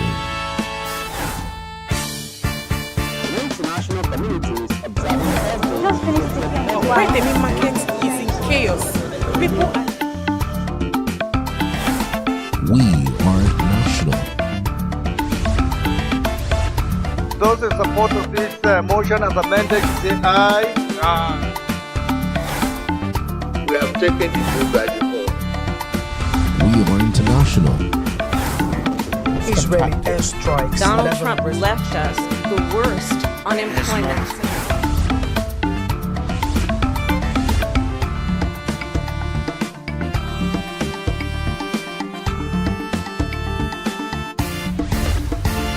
Signature TV, news in your pocket.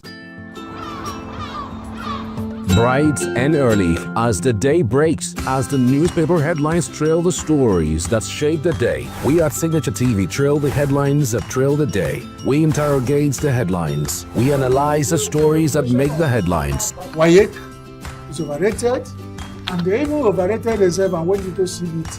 They are insensitive of some Nigerian children who have never heard what it was CBT. With passion and emotion, we drive the conversation to change a narrative. Let nobody be deceived by Nigerian high level of performing in agriculture export.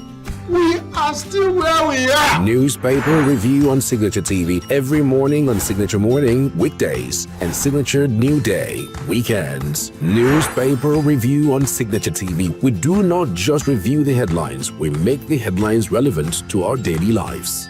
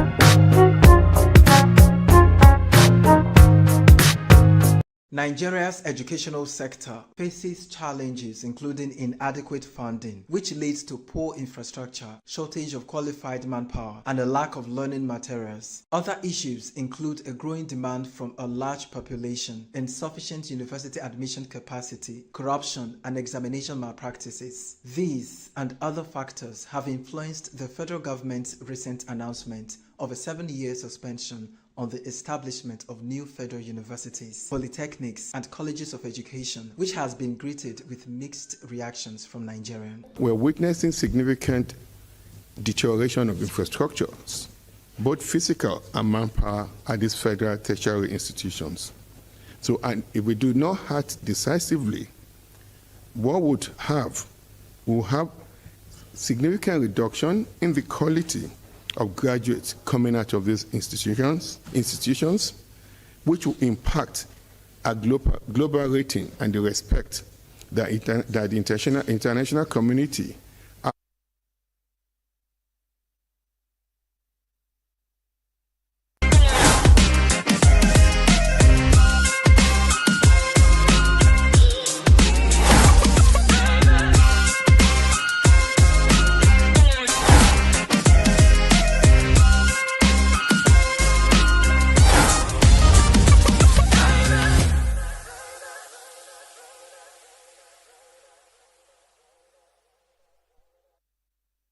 Hello and welcome to Things You Should Know, the show where we listen, learn and grow.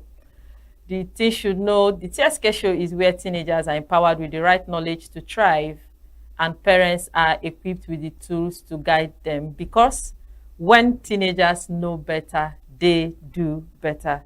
Remember, my name is Ifoma, the Prof. Nwato, and I'm your host on the TSK show. So just grab your seat and sit back, because today we are stepping into a world that young people absolutely love, and that is dance.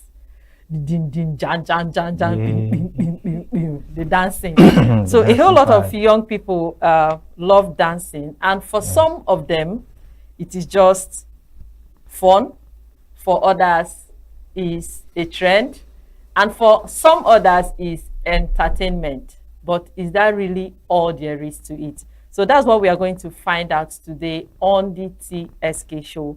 So today's episode is on more than entertainment, building a career and future through dance. So if you're a teen watching, or you're a parent who feels that dancing is a distraction for your teenager, this conversation is for you. So we want to know if dance, what it is, if it's just an art, entertainment, what dance is all about aside the stage. So we'll go on a short break now, and when we come back, we'll be meeting our guest, who is a dance instructor. Stay tuned. Get plugged into the heartbeat of entertainment on The Hub, your ultimate show on e-vibes. From trending stories and social media drama to top charting music, must-watch movies and exciting moments from the world of arts, we've got it all. Join us for unmissable conversations with your favorite entertainment personalities, plus fun segments every week. I should try harder, so... Okay, I don't know that one. Outfit of the day. Oh, I don't do that. That's some Gen Z stuff. Oh, now you say it's a Gen Z stuff. It's everything you love about entertainment, served fresh every week at 1 p.m. with weekend repeats just in case you missed it. The Hub's on e-vibes, where the vibes never stop. Only on Signature TV.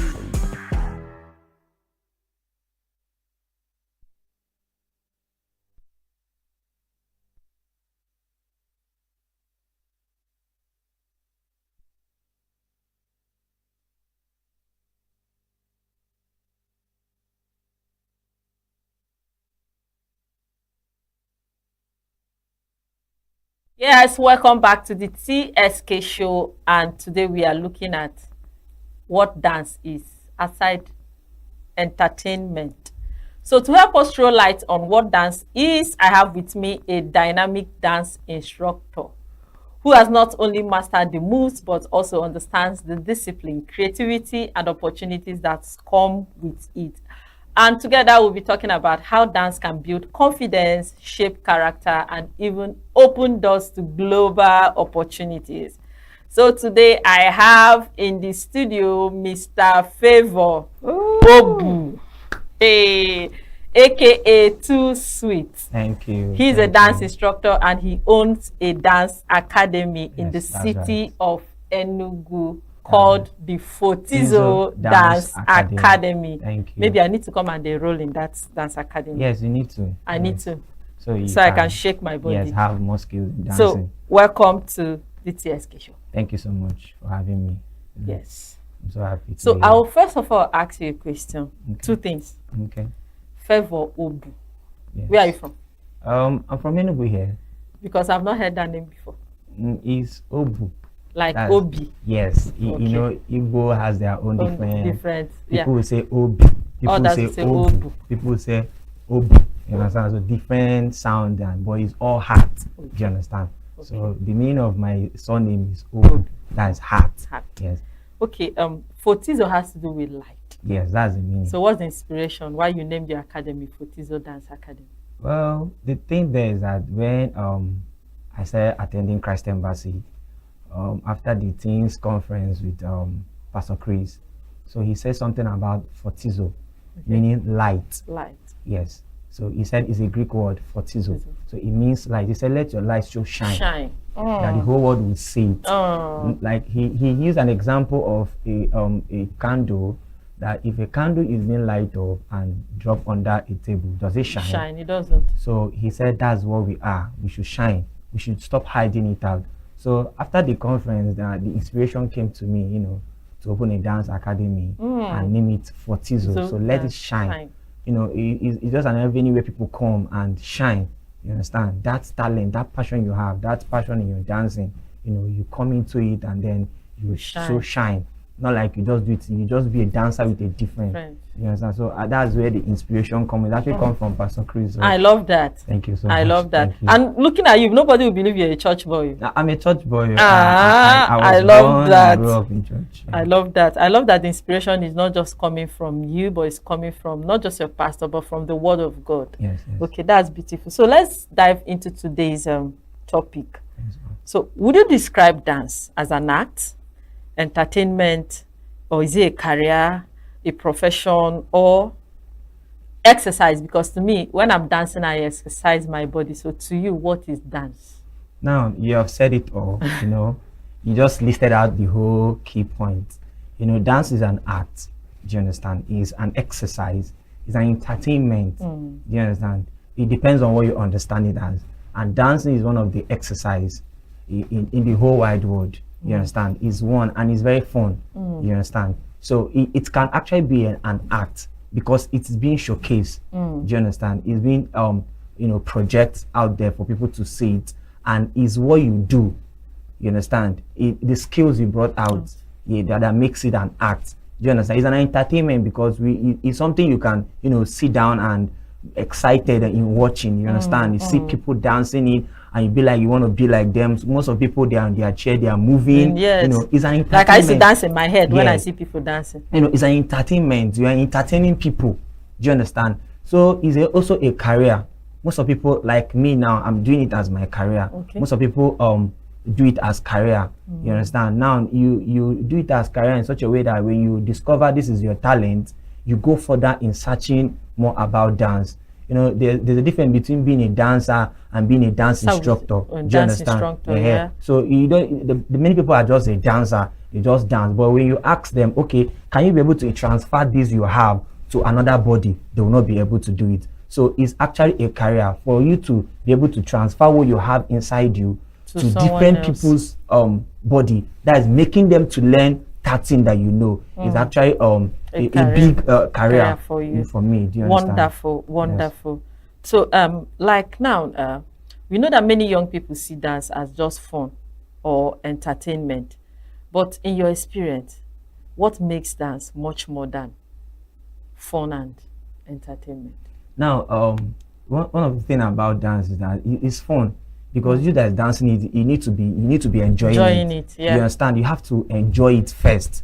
That's why sometimes when you see people, they will tell you it's not your passion. Do you understand? When people want to, I've heard people call me for a job, they'll be like, just come and do this thing for us now. It's not what you love doing. It's not what you have fun doing. It's not your passion. Do you understand? You have to enjoy it first. It has to come inside. It's that enjoyment that is inside you. That zeal that is inside you that makes you come to do it. Do you understand? You don't do something you don't enjoy. Yes, you don't do something you're not having fun with. Do you understand? Now, a lot of people come to dance industry, and now you have people that will come, like people that want to enroll in my studio. I will ask you, are you doing the dance for fun, or do you want to take it far? A lot of people just want to be having fun because everywhere is dance. So they just want to be among the people that know how to dance. They know how to dance. You understand? If they're calling people that knows how to dance, I can come out and shake my body and do the thing. Then inside there, the people that want to take it far, the people that want to know what dance looks like, they want to have a close relationship with dance. See them, see dance. Do you understand? So it depends on the mindset you have. Dance can actually be fun. It depends on what you have for it. You can actually be doing it for fun. Most of people don't take it serious. Okay. You know, they do it for fun. But those people that want to take it serious, they see results. Because whenever you take things serious, you see results. Do you understand? So it can actually be fun. You understand? You can actually still be taken serious. Do you Okay. understand? Now I want to ask, for young people like teenagers who love dancing, is there something they can learn from this dance, like some skills, some values that can help them in other aspects of life, like academics, work, and otherwise? Now, you know, out there, there's a way our people see dance, but it depends on the way you package yourself. Now, dance is if you're a dancer, you have to have coordination. Coordination. Do you understand? There should be a coordination in your body. Mm. You know, just yes, that's the word dancer. You're a dancer, but you should be a dancer with a different. When people see you, they will see uniqueness. They'll be like, there's something about this person. Do you understand? That is also, you are also adding, apart from the dance, you're getting another value to yourself. Do you understand? When people come to my studio to learn dance, I do tell them, I said, you're not just a dancer. You're a dancer. Know it in your head. You're a dancer with a different. Do you understand? You have to have coordination. And then another thing, that dance is calculation. Calculation, yes, very important. Do you understand? You calculate your steps. Dance is calculation. Now, imagine you are running away. I used to tell my students, you're running away from maths. You're doing your school, you're running away from maths. You know, when a teacher brings maths and then you run away from it. Now, when you come to dance, there's calculation on it. Oh, so there's mathematics in dancing? There is. Okay. Because every move is calculated with the beat. That's why we have you dancing to the beat, not dancing off beat. Do you understand? Yes, when you're dancing, you have calculation. The moves has its own calculation. Imagine a group of people dancing. If you're not following to the calculation of the group dance, you are going off. Dancing off. Now, let's say we are doing one particular move. We are doing it 4. And then we move to the next move. We do it 3. It's calculation. You have to have it in your mindset and work with the beat. You are calculating your moves. You are calculating with the beat, because each beat has its own calculation. So when you're not able to calculate very well, you miss the whole beat and everything. Now you're dancing off beat. So coordination is involved. You will learn coordination. You will learn calculation inside it. And even time management. Even time management, because it's also timing. Do you understand? You have to know the time when your beat stops. You have to know the time when you break. There are some beats you hear, it has breaking inside, where you dance, you pause, and more like you slow down and wait for when it hits again. Do you understand? So those time management, you need to learn it. So all those things are helpful in life. Okay. Oh, wow. I believe that teenagers are watching us now and are paying serious attention, because a whole lot of things is just beyond the entertainment and what happens on stage. Okay, this conversation is actually an eye-opening start to this wonderful topic today, what dance is all about. So we've already seen that dance is not just about moves or trend. It carries discipline, creativity, and even life skills that young people can use beyond the stage. So we are going to go on a short break now, and when we come back, we'll be diving into real opportunities that dance can bring your way, both locally and globally. Please do not go anywhere. We'll be right back shortly. Health is more than a diagnosis. It's your lifestyle, your choices, and your future. Join us on Inside Health, your weekly deep dive into the stories, science, and solutions shaping your well-being. From expert interviews to real-life journeys of healing and hope, we cover it all. One of the complications of cancer management or treatment is they have, some of them, at one point in time, you see them having anemia. Okay, so you see them at times being transfused. But at the same time, you come in with a diet. Nutrition, mental health, innovations in medicine, fitness, and everyday wellness. Whether you're managing a condition, staying informed, or just living your best life, Inside Health is your trusted guide. I'm Tigiti Agorum, and I'll be with you every week on Inside Health, only on Signature TV.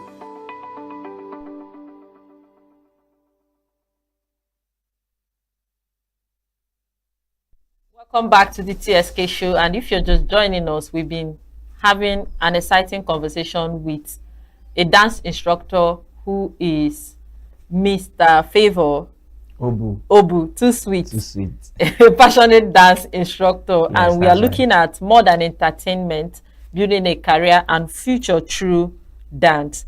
Yes. Before the break, we looked at how dance is just beyond entertainment and fun, and in this segment, we are going to see how dancing can bring opportunities from career pathways to global platforms. So, Mr. Favor, I'm going to ask you, you know, in this part of the world, parents don't encourage their children to dance. Yes. So, most parents see dancing as distraction. So, what can teenagers do? Or let me say, how can teenagers show their parents that dance can actually be a positive career or life path? Okay, that's nice. This question reminds me when I was starting up as a teenager under my parents. You know, my dad is a pastor.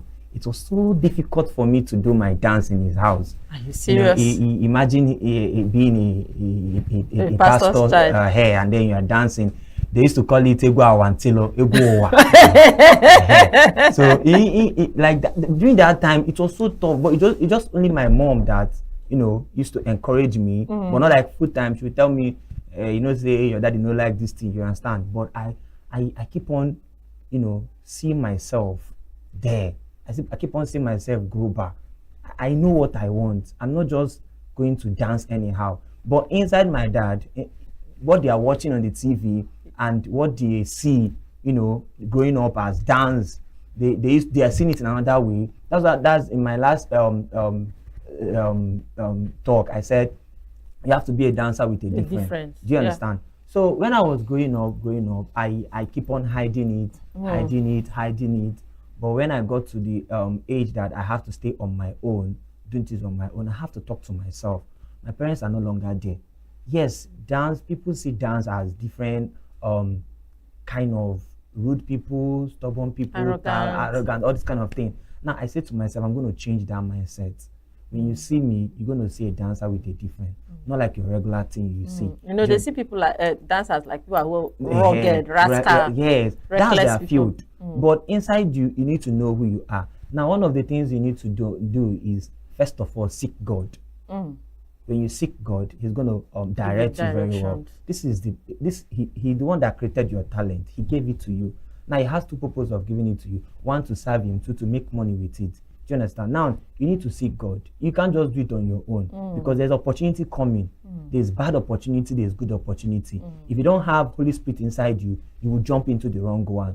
And it will lead your life short. Do you understand? So you have to, as a young person that is growing up, you have to accept God first. Take God first. Now, God is going to guide you, direct you on what to do. You know, so when you're growing up and then you begin to talk to yourself, you know, begin to arrange yourself, build character, build capacity. You understand? You first of all look into those things that people see in dancers and they reject them. Do you understand? Those things that people see, like character molding. Yes, those things that once parents see in dance, they'll be like, no, be them, just leave them. You look at it and then begin to remove it. You begin to say no to those things. You begin to, you know, you understand? You begin to remove. There are some things they remove from fish. There are some things they remove from fish before they eat fish. Of course. Those things you begin to remove them. Now, you when you're removing it, you're removing personal to yourself. Now, to people out there to see it, there are some offer you need to start rejecting. Not every offer that comes in, come and dance for us this place, you start going. Now, when you're doing that, you're creating a global awareness to yourself. Now, people are start knowing you as, when he comes to performance, he doesn't drink. When it comes to performance, he doesn't smoke. When it comes to performance, you see him one place praying, Father Lord, I'm here. Do you understand? Now they're already seeing you in this attitude. Do you understand? Now they are seeing, oh, he's doing this dance to make money, but inside there's something about this guy. There's something. Do you understand? Yeah. Now you don't disappoint in shows.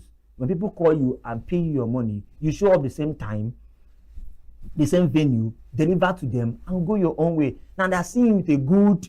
They are picturing with a good they know name. You can be trusted. Do you understand? Now you're creating those things, and then people are beginning to know you. Before you know it, you become different. Now when they want to call you and they call you and be like, okay, I want to call Too Sweet for a show, and Too Sweet comes and they are offering you drink. Somebody that knows you very well. I've been in a show when I was at the backstage, and then they came, they were like, Alpha, hold this one, no, may use clear eye enter stage. People that knows me, they'll be like, come on, that thing for where Too Sweet they, Too Sweet, no, they do am. Don't worry, go see in one place now, they pray. He's a church boy, but that's my dance. Yes, I'm a dancer. I want to feed. I want to get money to pay bills. Nobody is going to pay for me. But inside there, be different. There's something they should know you about. Don't just be different. There should be a coordination. Do you understand? Now, when they bring that into you, be like, Alpha, I know they do this thing. No, you understand? Tomorrow that person will not bring it to you. Yes. Do you understand? And you've registered your name. You have registered your name. You have given them a name to work with. Do you understand? Now they see you on stage. Alpha, his energy. What is the secret? Holy Spirit. Do you understand? You say you talk to yourself. Sure. There's a whole lot of people used to shine to drink. I have some people I work with. Once you want to climb stage, you see them one side like that. They are smoking, they are drinking, trying to get their energy. But when you see as the result of all those things, now you get to the stage. You that did not take anything, with him that take anything, your energy is bigger than his own. Do you know? So what's the essence of taking all those things? Now, you, like I said, you need to picture those things that people see in dancers and reject, and begin to reject it on yourself. So you remove those things before you really ask. Do you understand? Wow. This is a whole lot. Thank you. Like I love this for you. Thank you. Like people can actually be in an industry and decide to be different. Yes. Okay, so let's look at opportunities that dance can bring our way as young people. You know, I'm a teenager too. Yeah, because I want to dance. So I know of this lady Cafe. Yes. Okay, so what opportunities exist today for young people in the dance industry? Now there's a lot of platform everywhere where you can do your dance and post. Now there's TikTok, there's Instagram, there's Facebook, there's a lot of platform. Now you need to work on yourself. That's number one. Like I said, you need to work on yourself. Know dance very well. Let dance know you. Do you understand? People cannot pay for what you don't know how to do. Do you understand? There's one day I was passing, I saw one girl that is selling granite. Normal granite they put in tray and sell. But if you see the way she packaged the granite, do you understand? It's the packaging. People were rushing to get the granite. Do you understand what I'm saying? So you have to understand dance, learn dance. Now when you learn it and understand it, you project it on your social medias. People will see it there and they will love what you're doing and they will call you for jobs. That's the opportunities that's there. Okay, for a teenager who loves dance and doesn't know how to start, what is your advice? Well, for a teenager out there who loves dance, who doesn't know where to start, you need to start from somewhere. Do you understand? There are basic steps for you to start. Be sure of what you want, whether you want to have fun or you want to have a career with it. If you want to have a career with it, you need a mentor. Every boss today has a mentor. Do you understand? So you need a mentor to guide you, to clean you up, and then to direct you the path where you go and become a professional dancer. And you are a dance instructor. Yes, I'm a dance and they can instructor. come to your academy. They can come to my academy. I'm coming, self. I'm your first student for the next section. Yes. Oh wow! I love today's conversation so much. I love how real today's conversation has been, and is a powerful section. And we've also learned that dance isn't just entertainment. It can shape character, it can build careers, and open global opportunities. Thank you Too Sweet, Mr. Favor, for sharing your insights. And I believe that teenagers, that dance is their passion, will pursue it with purpose, and parents will support the gift you see in your children. So my name is Ifoma, the Prof. Watu. I'm your host on the TSK show. So I want to encourage you to always show up for yourself and keep thriving. See you in the next episode. That's a wrap for today on the TSK show. So bye for now. Bye.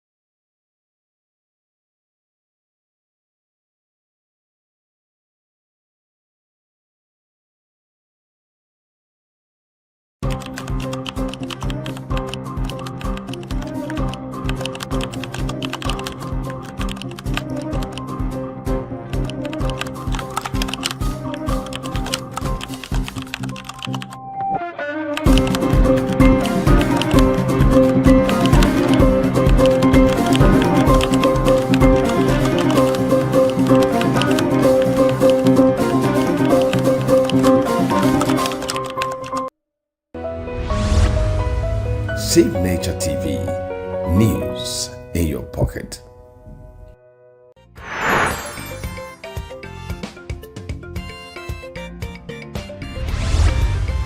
Save Nature TV.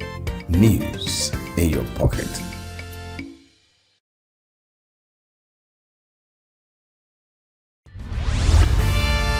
We are local. International communities observing Just finished the Why the main market is in chaos. People are We are national.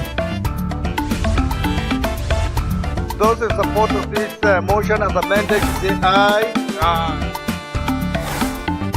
We have taken the full graduate We are international. Israeli airstrikes. Donald Trump left.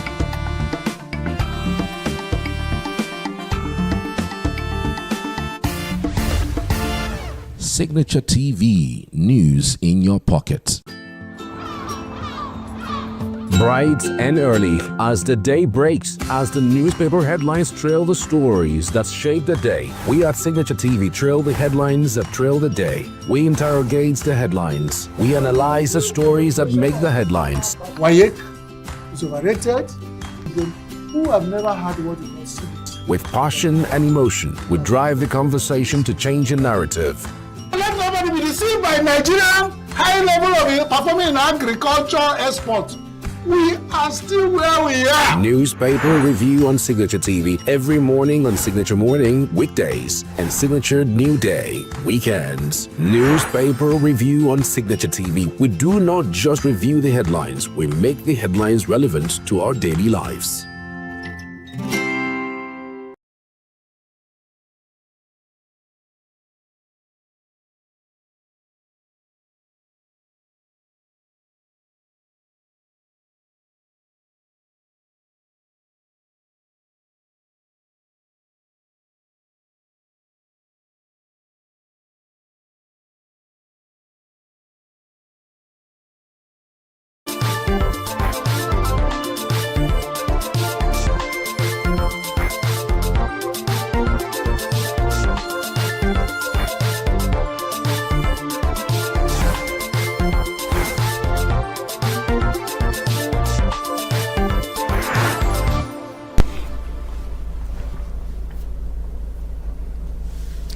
Hello, this is the conference, and my name is Mwabu Zenjok. You are welcome. We make it business-like today because we are talking real national business. Let me first meet my friends who are my guests today. Dr. Obinna Nwachukwu, he is the Managing Director, Editor-in-Chief of Montage Africa Media Limited. Dr. Nwachukwu, you are welcome. Thank you, Chief, for being here once more. Great. I have for the first time in this program, or on this program, Tochukwu Okorie. He is the Executive Secretary of, let me be clear about it, Provocate Transparency and Accountability Initiative. Okorie, let me give you a handshake.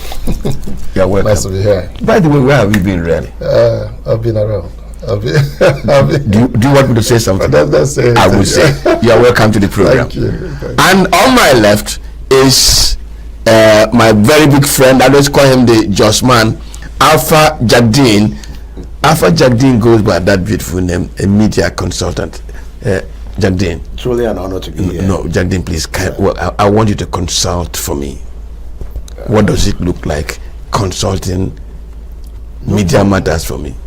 Is to make everything better, to come from a position of expertise, to give credence to ethics, and to give credence to professionalism. So I can assure you that we are made to understand the biggest room in the world is the room for improvement. So there is always something that can be improved upon, and that can only come by if we give credence to best global practices. Best global practices, that's what he brings into the media consultancy business. Maybe if you want to look better than you look now, please talk to Alpha. But for this morning, we're not looking at looks, we're looking at critical national issue. When the Tinubu administration came to power, on the first day, the president announced two fundamental policy initiatives. One, subsidy on petroleum products gone. Two, merging of the forex, no multiple windows. Those two policies have been driving every other action taken by this government.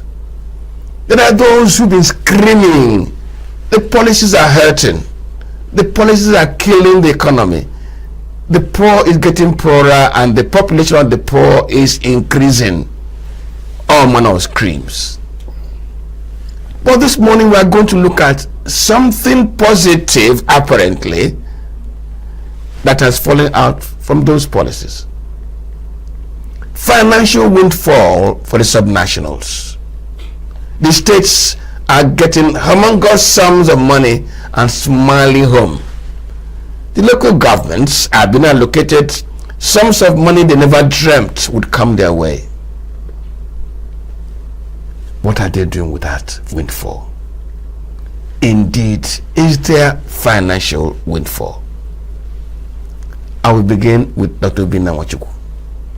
Dr. Obinna, you've been around government, you've been around private sector, you are in the media, critiquing, examining. I saw your paper carry one front page story 2 weeks ago or thereabout. The MDAs are cash strapped. Is there a financial windfall for the subnationals? Thank you, Chief. Once more, I'm happy being here. It's always a pleasure. In the first place, I have to say that there is no financial windfall, as far as I'm concerned. If you check what we have now, in terms of exchange rates, and in terms of inflationary pressures, compared to what we had some 5-6 years ago, or even beyond, you will realize that there's no financial windfall. Because the cost of goods have gone up. There's even what we call an economic stagflation, where you have the same package but quantity less. Sometimes, in some cases, even the quality has gone down. So, I don't think there's a financial windfall. In numbers, we could say there's a financial windfall. But in terms of purchasing power, I don't think there's anything. Let's look at the numbers first. If my producer can please help me, just help me with the figures. You put on the screen the figures, because 700 to the 700 to the dollar. A dollar. 700 naira to a dollar. By the turn of the year, December 2023, the dollar had hit about 1,600 to 1,800. That's more than double. Now, inflation rose from a single or around there, maybe not single digit. We had gone past single digit. Buhari had brought us to about a digit. Buhari had brought us to about 18 to 20%. But by December, the same year, we were hitting over 40% rate of inflation. And that has been sustained up till now. The net effect of that is that the quantity of asphalt that you would get as at May 2023, early May, before May 29, the quantity of asphalt you will get with 1,000 naira, okay, and what you will get with 100 naira today is probably just comparable. In other words, you will spend more than twice what you would have spent in May 2023 to tar a kilometer of road. So, in effect, what has changed What has changed is just the volume of naira in the pocket or in the hands of the state government and the local governments. Substantially, not much has changed in the real sense of it. To balance that, you can also say that whereas this volume of money is in the hands of the subnational governments, the civil servants in those governments would have gone home better if they had more, a higher volume of those papers in their own hands to at least deal with inflationary tendencies which don't select whether you are in government or out of government, or whether you're a civil servant or you're a businessman. So the transition from what it used to be to where it is does not reflect at the civil service level, because the jump from 35,000 to 70,000 minimum wage does not address the more than triple increase in inflation. We'll come to that. Jack Jane, our two colleagues seem not to agree that there's windfall for the subnationals. I'm in tandem with what they just said. Their position is apt. There can't be a better time to discuss this topic because it's the reality we are faced with today. When the current administration came on board, there is something that the President and Commander-in-Chief has always tried pushing forward. And what is that? He has been talking to the governors to please use the resources at their disposal to better the lives of the people. In fact, some analysts would say that it's in an attempt to further divulge power to the subnationals, as it were, that he has decided to push more money to them. But as it were, it puts to test this dictum which says, to whom much is given, much is required. Because the truth of the matter is that there's very little that these governors can do with what is presently being sent. In other words, that volume does not translate into... It's just quantum. Chief, this beautiful hat you're wearing is 45,000 to 55,000 naira in the market today. But 3 years ago, if you had 15 to 18 to 20,000 naira, you'll buy it. I can tell you, anyway, let me just keep that. And hence, the bottom line is we are far from target. In fact, we have missed the way. I am a very strong advocate of, if we want Nigeria to be the Sinoja of the world, if we want life to be better for the Nigerian citizenry, can we sit down to a town hall? Can we call our experts? Can we call every stakeholder towards seeing how we can buttress the value of our currency? Let us look at it. Jack Dingwaite, Dr. Machuku, is it really true that there's no windfall? And let me tell you why I ask you this question again. If these two policies were enunciated in United Kingdom, in US, in Japan, will they be discussing the value of their currency against the dollar? Chief, let me, before I comment, there's something I want to say. For Nigeria to move forward, for the subnationals to move forward, we must change the idea, the entitlement mentality which you have. It trickles down even to our homes. And that's why members of the National Assembly, that's why those in the executive positions, in quote, are stealing these days, because people back home are expecting something from you. And that's that entitlement mentality. They believe that we voted for you, you must do our road, pay our children's school fees, feed us 3 times a day. Anytime we come to your house, you bring drinks and all that. So, because of that, people are trying to pile money. But we cannot move forward if we don't do 2 things. One, each subnational, in this case states and local governments, must look inwards by developing their internally generated revenue. There is no studies have shown that there is no local government, no community in Nigeria that is not endowed with one natural resource. Dr. Oguna, that is also increasing the volume of money available to them. We're not talking about that. Let me land. Because if I believe that Mohammed and Joko will always do everything for me, I will remain idle.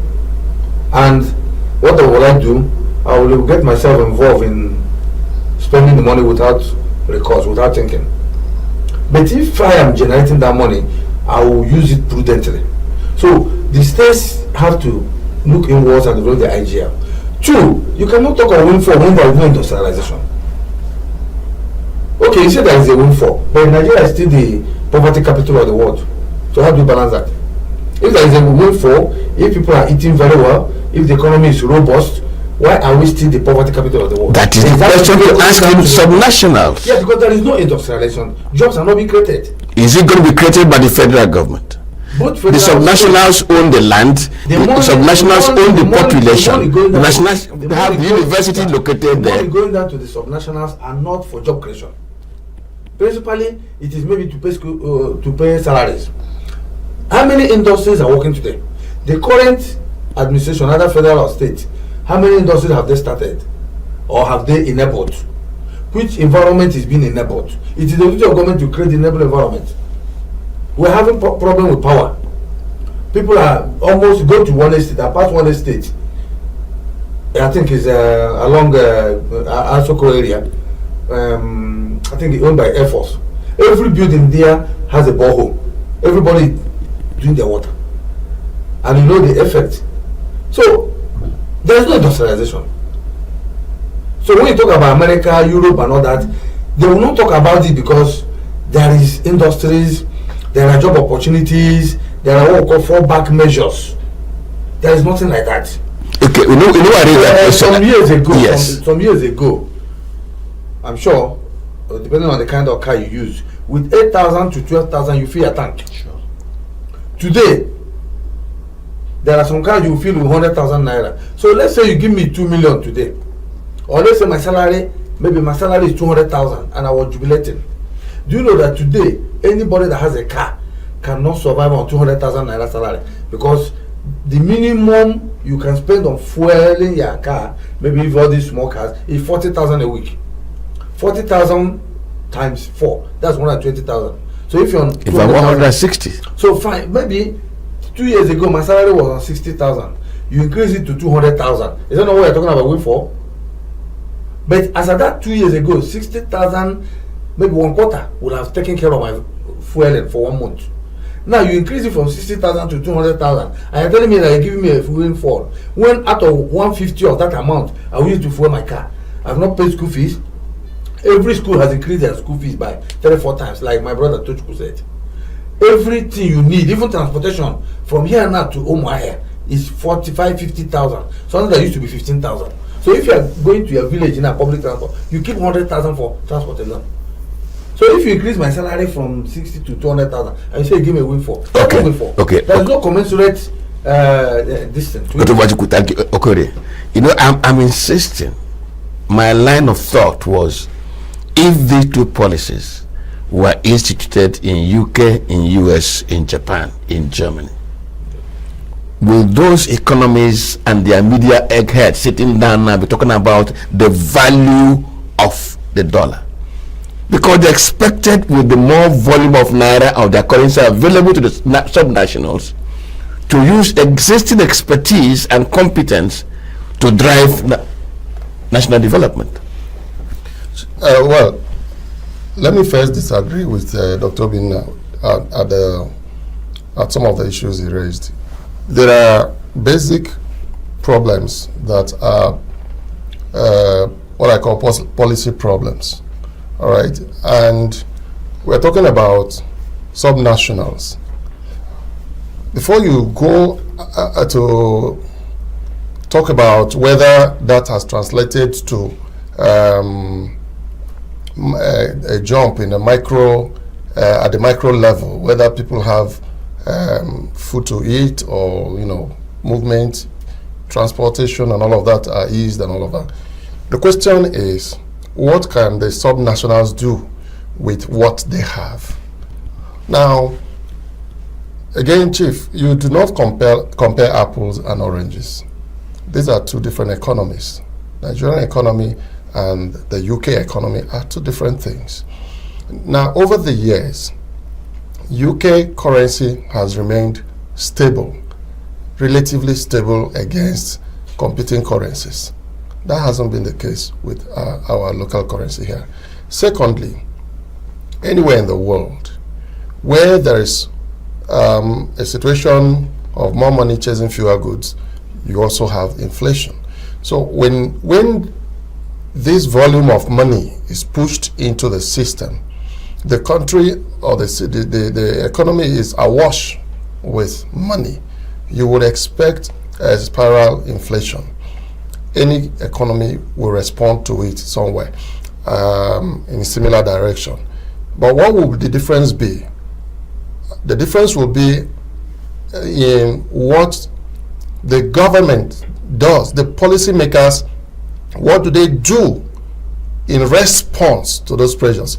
And if you asked me, or like you just did, I would expect that before even making such moves, making such announcements like subsidy gone and all of that, there would have been this economic eggheads and all of that think tank that would have sat down to anticipate the response they would get, the economy, how the economy was going to respond to those policies, and would have planned a strategy to also absorb those shocks, because definitely there would be, anywhere in the world there will be a shock in the economy, but what the difference would be, are there plans in place, are there structures in place to respond to those shocks?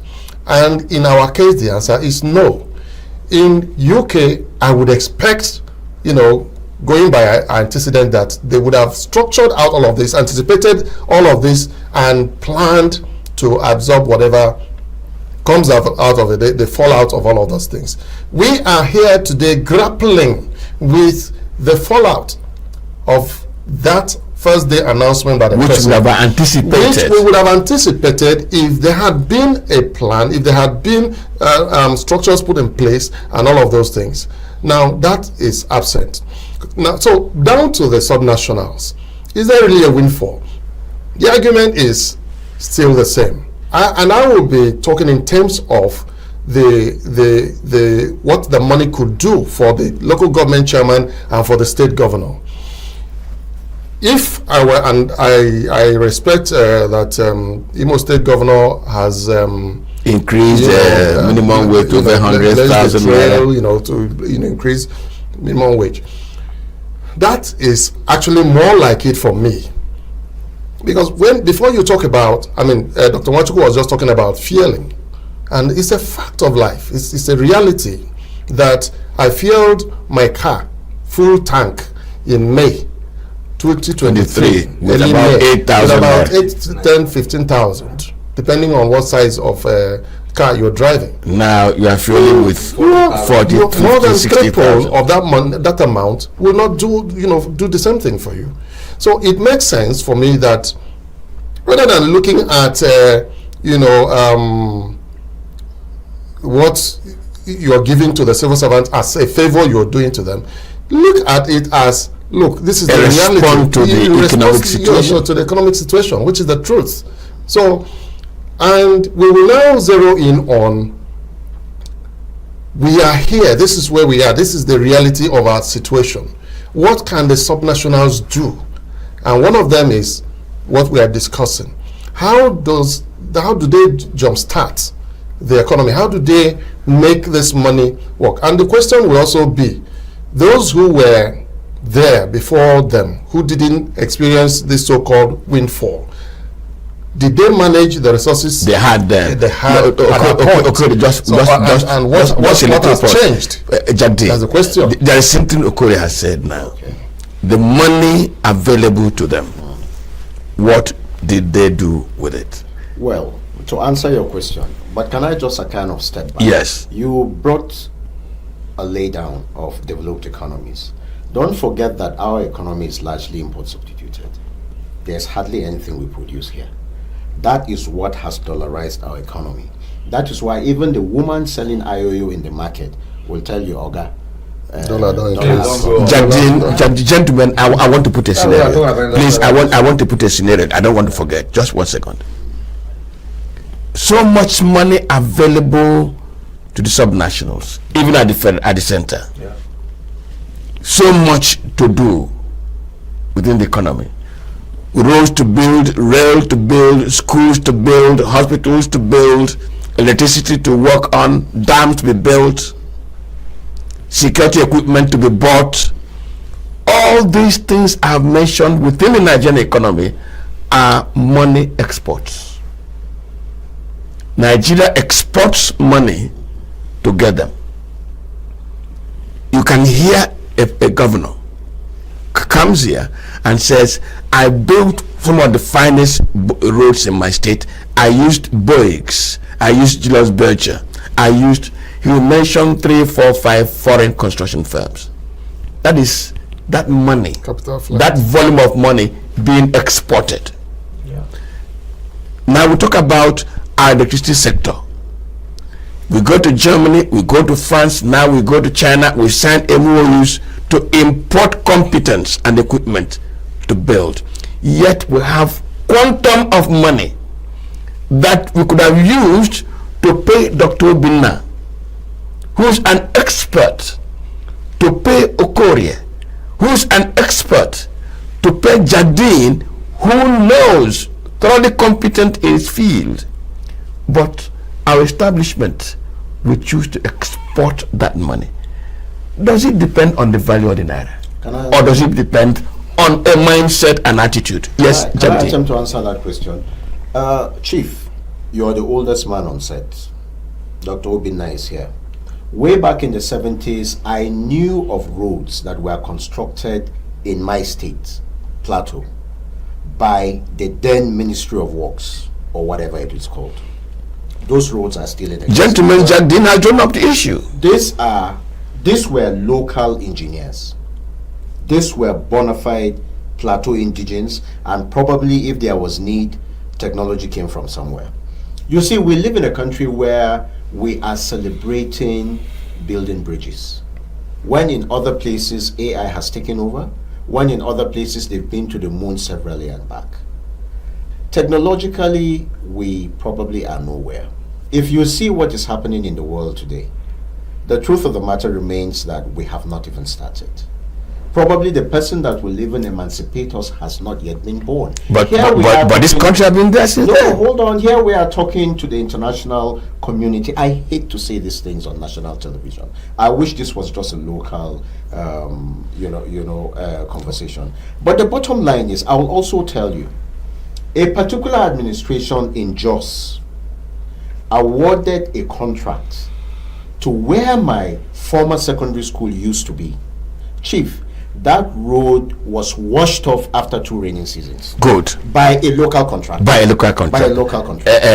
Okorie, he's given 2 contrasting examples. How the roads built many years back by Nigerian engineers still standing. Roads built now by Nigerian engineers washed off. Then governments were dependent and had confidence in that Nigerian engineer. Somehow that confidence and trust seems to have vanished. And so we import. You know I'm raising this matter because this quantum of money available through the subnationals is exported in order to bring in competence. Whereas the policy maker anticipates big volume of money to be used to service local expertise, keep the money inside, raise the local, domesticate the competence, and the policy would have worked. And reflect the economy. Chief, the situation is not as simple as I'm painting it. You're painting it. There are deep policy issues that account for these things, and I don't believe that it's a matter of competence. This same local contractors and local engineers that that did the roads that got washed off after first rains. I can put it to you, the same people can build roads that can last 50 years. So who done it? Now, so it's who done it? let me explain. You see, it's a question of the egg and the chicken. The trouble we have is we have our politics upside down. We have a situation where the politicians live in opulence at the expense of everyone else. And therefore, everybody is under pressure, chasing the politician, trying to, because your children go to the same school as those of the politicians, and so on. You buy from the same market. So when these inflationary pressures come, they don't select the politician's wife from my own wife, from your wife. So that is the problem. So the local engineer is doing everything to save as much money from the contract sum to be able to pay millions of naira in school fees and buy fuel in his car and so on, and service his status and service his status and all of that. So the problem is really not about the know-how. It's not about the skill. It's not about it is about the rush for money, the rush to meet up, like we say now. And if you're not meeting up, nobody is there to excuse your failure. There's nobody going to excuse your failure. So you're going to do now. So here's the problem. I was discussing offset with my brother here, and I said our problem in this country is one, and that problem is our politics. We have a National Assembly, and we have 36 state assemblies that are peopled by our brothers and relations who from day one are already planning the next election.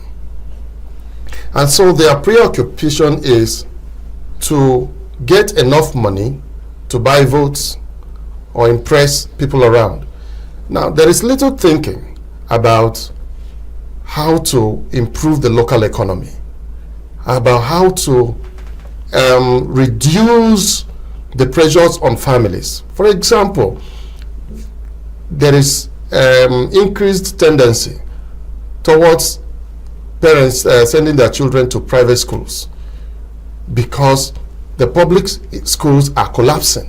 There are no teachers, there are no classrooms, there are no study materials. And they're also looking at a school that posted last JAM and last WAEC and NECO, they posted 70% of their students scoring high grades. Okay, so you as a parent, you want your child to come out tops, and genuinely or otherwise, you think that this school is doing well. And so you pay more. You look for the money. You do everything the pressure is on to get you. the money. So the pressure is on you. So these are some of the problems. It's more of our politics than our competence. Let us look at the politics. But don't be mad. There was a video I wanted my colleagues, my producer, to play, but on second thought I said, leave it. A senator of the Federal Republic, respected senator, Dr. Ojuzo-Kalu, hosted the publisher of Ovation newspaper in his house. What's his name? Dele Momodu. And he was referring to pre-1998. He said he knows governors, he knows politicians who have become billionaires, who were nobodies before they entered into politics. Let me quote him. They stole public fund to become politics, and he warned that if we dared him, he would name names. I didn't want to provoke social media backlash. I didn't want to play it back. But the central bank governor 8 weeks ago raised the alarm that there was so much liquidity in the banks. And one expert came to my program and said, why is the central bank governor raising any alarm? Why do you see the mouth of a bird and ask, how does this flying thing, from where does this flying thing eat, when you see the mouth? That the moment there's a FAC allocation, the banks face liquidity problems. Absolutely. Because the governors pack the money and buy up all the dollars in the system and keep. And where does that money end? In the banks. Now, I've told this lengthy story to ask you, where does corruption come in the application of this volume of money now coming to the subnationals? Does it have an effect? Chief, thank you. When my brother Tuchku was speaking, I was saying, when it gets to my turn, I was summarizing what he was saying, that the bend is corruption. Like Alpha said, somebody was given a contract, in less than 2 years, they then washed it off. That is corruption. Because these days, competence is sacrificed on the altar of who you know. And mind you, some contracts are being given and are being subletted. You don't give contract now based on who you know. I mean, based on competencies, who you know. If they say there are three companies are required, one person will ask to bring three quotations. Three quotations. And it is. They might as well give me a contract to build an airport. I will now get that contract and sell to you. You may not, maybe you are even into agricultural. Check some of the road projects. You see, check the names of the contractors. Most of them are not civil engineers. You see a company, some Integrated Farms Limited, handling a road project. So you see where the problem is. Then there are also people who are being paid from our taxes to supervise the construction of those roads. They are not doing it. Let me give you an instance. I was in the East last week. Somebody called me from in the North and said that he was given a contract to supply relief materials, I think rice and granite oil to Owerri. And that since he knew I'm from Imo State, if I could help him to get somebody in Owerri who can handle that. And I called somebody. But surprisingly, yes, on Sunday I got back to him and said, sorry, that the person in charge of stores in that office in Owerri, a federal government agency in charge of humanitarian and relief, insisted that he must be the one to do it. And people advised him that he should allow the man to do it, or else whatever he brings, it will not be certified. So he now asked the man in charge of stores in that Owerri to handle the contract. No, nominate. He now handle the contract and paid him. So that is Nigeria. I'm giving you an instance. And what am I talking about is NEMA office in Owerri. I'm a journalist, I don't fear. So that is one example of what goes on. The government agency, name FEMA. There was a time a friend of mine got a job to do FEMA Road. Yes. Between AYA and that place is always bad. You notice every year it breaks down. Road. He got that contract, and people in FEMA insisted if they are not the one that will do it, they will not certify it. The guy had to sell that contract to them.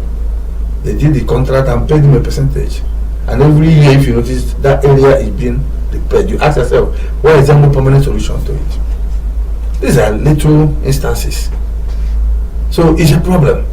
Then the other one you raised about, there was something else you said. So the whole thing boils down to corruption and lack of competence.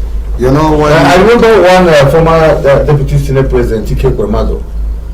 He said, there was something he mentioned, he said feeding bottle democracy. And that's what we do. When that money comes from federal allocation committee, it goes to the states. I happen to have worked in a bank before, and that's what we call round tripping. What is that round tripping? The governors get this money. They have their really change operators. They give them the money, they give them dollars. Now that dollars, before you know, they will say the governor or his aide traveled abroad. They take that money outside this country. Then they watch the market. Anytime the exchange rate increases, they bring it back, and that's more money in their pocket. And that is why you don't see tangible projects going on. They collect that money. Maybe you call the local government chairman. How much is their worker salaries? Maybe 5-10 million. Okay, give them 5 million or 10 million. Give them a little money for yourself, and that's it. And that's why most of these governors don't want the independence of the local government, financial autonomy to take place. This is 1 year after Supreme Court gave that judgment. Which of the states today is practicing that financial independence for local governments? Remove the local government from the governors. Many people don't want to be governors because that's where they get the money. And most of the governors that you see that are facing EFCC charges or being investigated, most of them are tied to local government funds. Most of them are tied to local government funds because if you have this money you are talking about, you should be able to do tangible things. That should be things people should see. It's not just increasing minimum wage, but there should be projects. There are rules, trunk A, trunk B, and I think even C. Which local government today is embarking on any meaningful project? Maybe other Lagos State and a few others. There are under residual list things local government is supposed to do.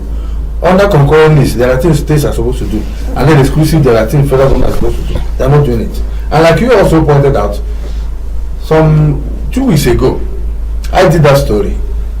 Most of the ministries, department agencies today of federal government, they don't have money. They don't have money. They are using that money to travel every day.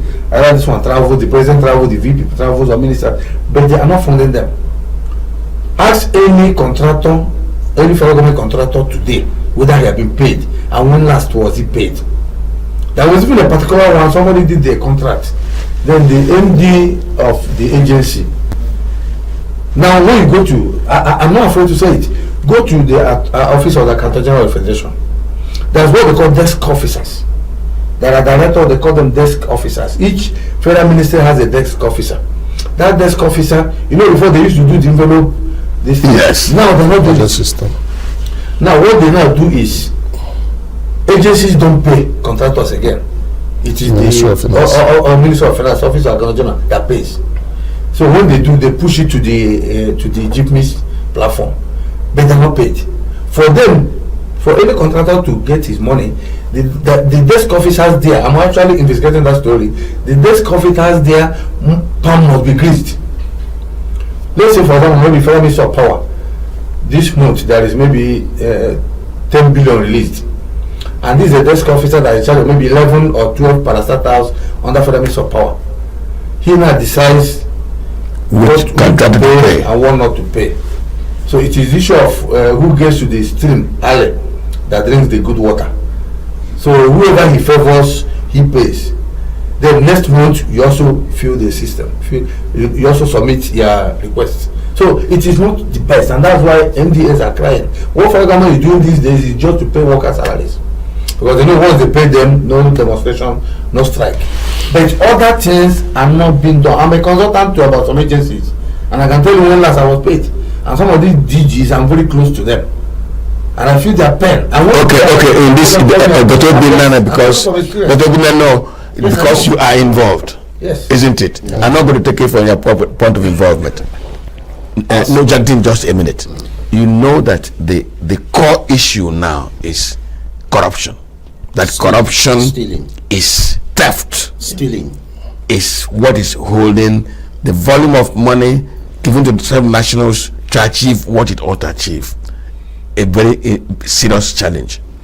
But please, it will be good for you, Jagdin, examine what is suffering within these subnationals, as long as this challenge of corruption and not applying the resources subsists. What is suffering? Who is suffering? What gets undone? The people are suffering. The people are suffering. The people are suffering. Governance is not really suffering. Those in government are not suffering.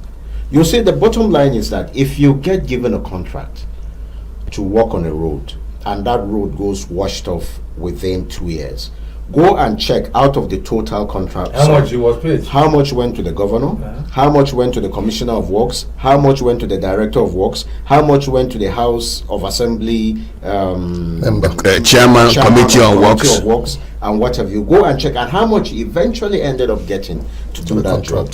As long as the me, myself, and I thing continues in this country, I can assure you that this country will remain where it is. In fact, the truth is that things will get worse. Sir, when you go to the subnationals, because that is our thrust of discussion today, go and look at the level of poverty back in our villages. I don't think anybody can deny the fact that the level of suffering back at home is such that a lot of us can't fathom. Sir, I was discussing with my brother here. Hardly does a day go by that 4 or 5 people don't call you. And sometimes these calls are very genuine.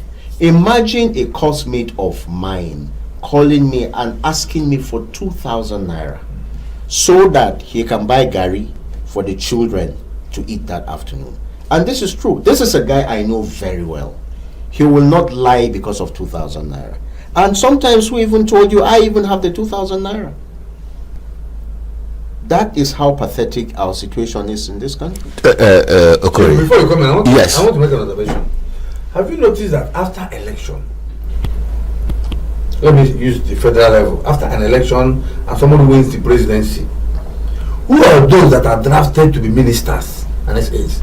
Those who contested elections in their states and failed. That's right. I don't know whether it's occurred to you. Now you now realize that our appointments as ministers, as board chairmen and all that are not being done on competence but on compensation grounds. You are not being given that position to recoup what you lost in the election. So if you were in my shoes and I contested for governorship and lost, maybe spent 1 billion or 2 billion, and now make me minister. You are making me minister because you are sympathizing for me and want me to recoup. So when that windfall come, what will come first? I'll go to Bureau de change that money, and first of all recoup what I lost.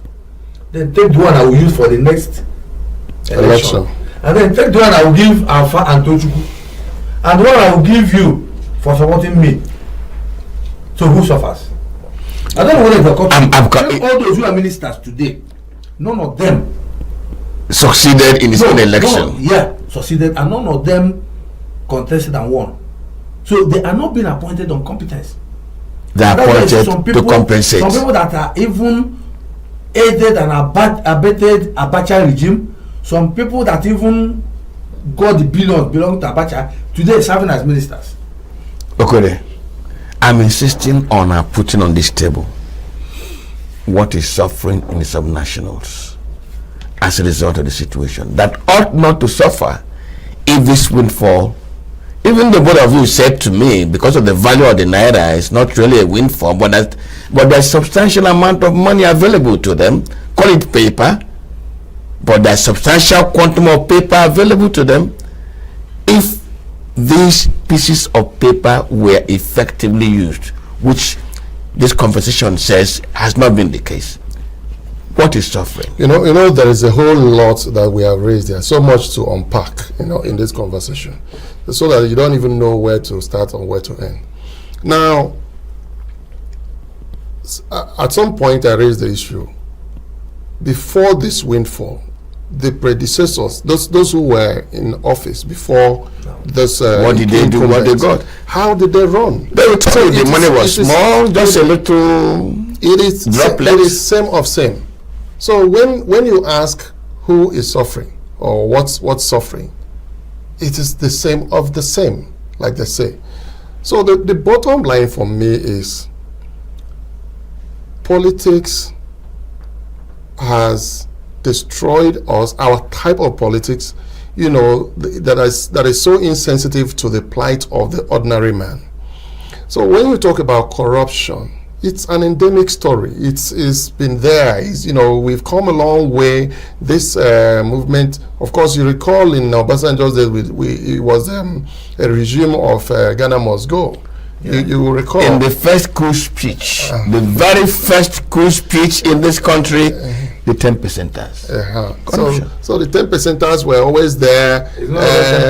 Now if you want to go that route, you know. Today it is worse. My argument is that there is a pressure, there is something enabling this corruption, and that is the obscene lifestyle of politicians, who, like all these other people have said, they take their own share of the money first, you know, recoup what they lost and all of that. Now, so people are not appointed, like Dr. Wanchuku said, on the basis of capacity and competence, but compensation as to what was your role to my emergence. Yeah. What role did you play in my emergence as whatever I am, governor, and all of those things. So if you didn't play any role, don't expect to be appointed, even if you were the most brilliant person in that place. So the people are suffering. The next category of things that is suffering are also the people. The number 3, the people. So the grass suffers where, well, like they say, 2 elephants, but I don't see 2 elephants. Only one elephant, so there's only one elephant here, and that's eating up everything. You know, eating up everything. So we should come to that point where we begin to look at how to restructure. And if I had any disappointment at all concerning this federal government, it is that over so many years, the President Commander-in-Chief always advocated restructuring. I hold you there. You know, I do not know how much time I have. My producer should tell me, but I think at this point we are beginning to look at solutions. What ought to be done to reverse the situation? No matter the argument on whether there is windfall or no windfall, we agree that more money is coming. How better can it be utilized? What steps ought to be taken to correct the situation? But I take a very short break, and I'll be back. Please stay with us.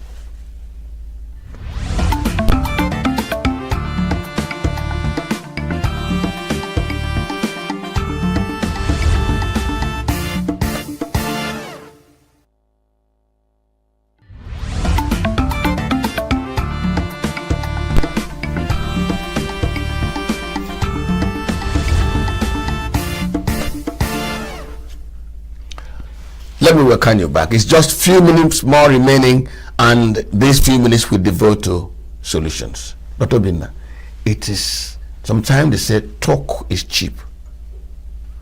And the governor will tell you, come and sit here and see how difficult it can be. What can the subnationals do to redeem the situation? What I would say they will do, like I said earlier, the windfall should be used for the benefit of the people. Embark on industrialization. Establish industries. I remember in those days, Sambakwe in Imo State, he did it. Even when we didn't have this kind of windfall. He had the Imo airport, he had the PAM, he had the protocol 3, many of them, and they created job. You see, when you do that, you create job, and you give people permanent source of income. And then it has a multiplier effect. Thank you. Industrialization. And in doing that, prioritize the needs of your state and local governments. And like I said earlier, every community has a resource, natural resource. Prioritize them, tap into those things, and there will be a sustainable economy. Thank you very much. Dr. Kore, I happen to know your state full well. Today, salt is an industrial chemical lying fallow on the ground. The world is looking for it. Okay. Agriculture, a very strong dimension. What should be the priority? Okay, let me take the opportunity to congratulate my governor, Francis Ogbonniyanwefu. Recently, he set up what some people call economic team, but he called them industrialization committee. All right. And in one of my in the message I sent to one of the those appointees persons nominated into that committee, I told him, your first assignment is to look into setting up a salt refining company. Congratulate me now. That's why. I mean, if he's listening, he will know that I said. Those of them in that platform will also know that I wrote it there, to him on WhatsApp, and they said, your first assignment would be to look into the possibility of setting up salt refining company, because in my place where I come from, we have a salt lake, as you probably know. And then the second thing I said is that salt lake in my place is a mysterious kind of lake. It neither ebbs nor overflows its banks. No matter how much rain comes, it doesn't overflow its banks. And no matter how dry the dry season, it doesn't ebb. So it's just there. So it's also a tourism facility in a way. So why don't you think about developing that site? Okay? Clearing up that site, develop some kind of resort or something around there that people will come and see this lake here. The way it is, that's the way it always will be and has been around the season and from generation to generation. So just to zero in on what he said earlier, and yes, I agree with Dr. Obinna again that governors, and let me say this with every sense of responsibility, and I don't mean to criticize anybody, if this country is going to move forward, 70% of the job lies with the subnationals, not necessarily the president. Even with the structure as disjointed as it currently is, there is a whole lot the governor can do.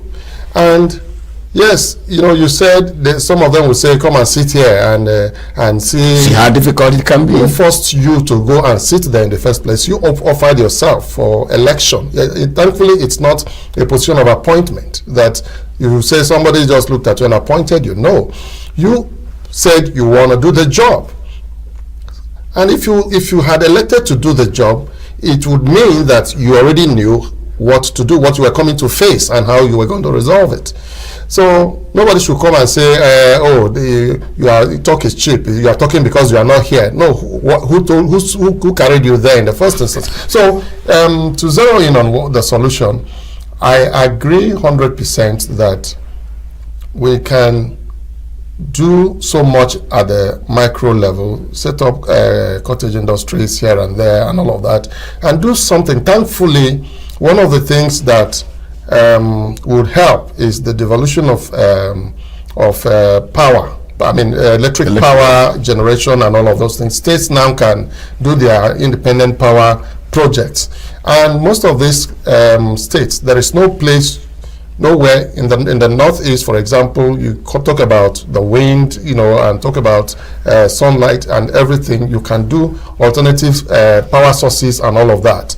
At the south, you have running waters all over the place. You could build dams and all of those things.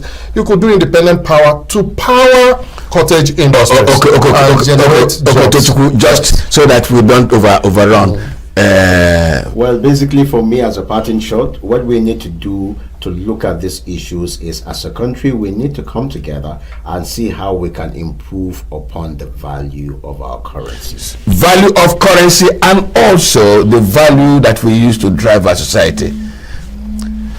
An interesting conversation, almost 59 minutes running, overshooting in fact. All I can say is that subnationals, you have a job cut out for you. Now more currency, when money is coming in, no matter what anybody says, please do what you ought to do. That's the consensus this morning. Let me thank my colleagues for coming. They'll come again and again. I'll keep confronting issues that confront the nation. For this edition, thank you for investing your time with us. Good morning.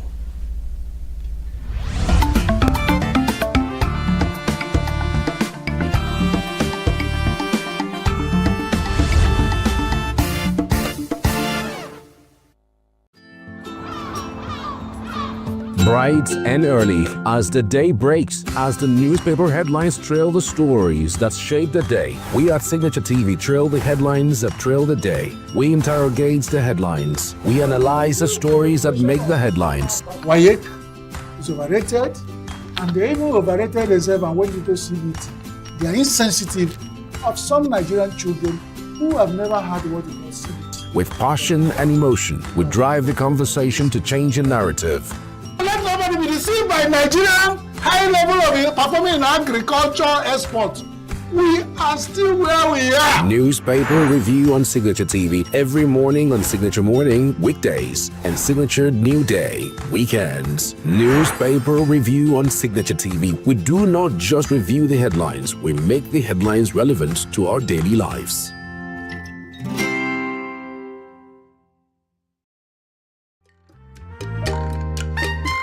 The way we see the world shapes the way we change it.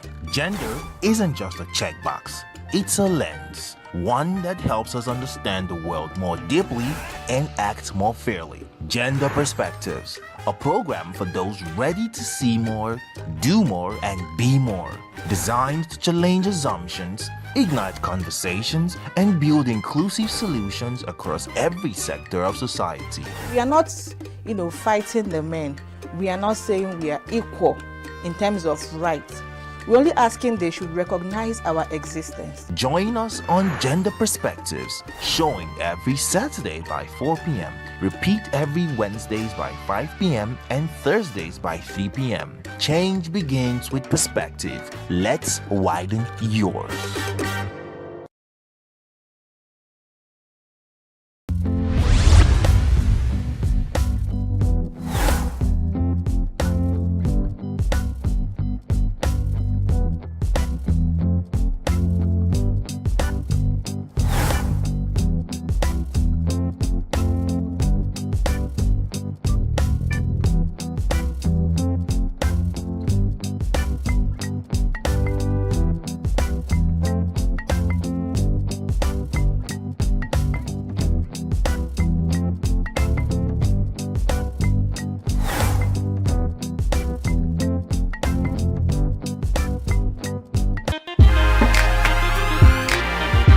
Best music and entertainment, log on to our website, www.hitlistenCruising.com.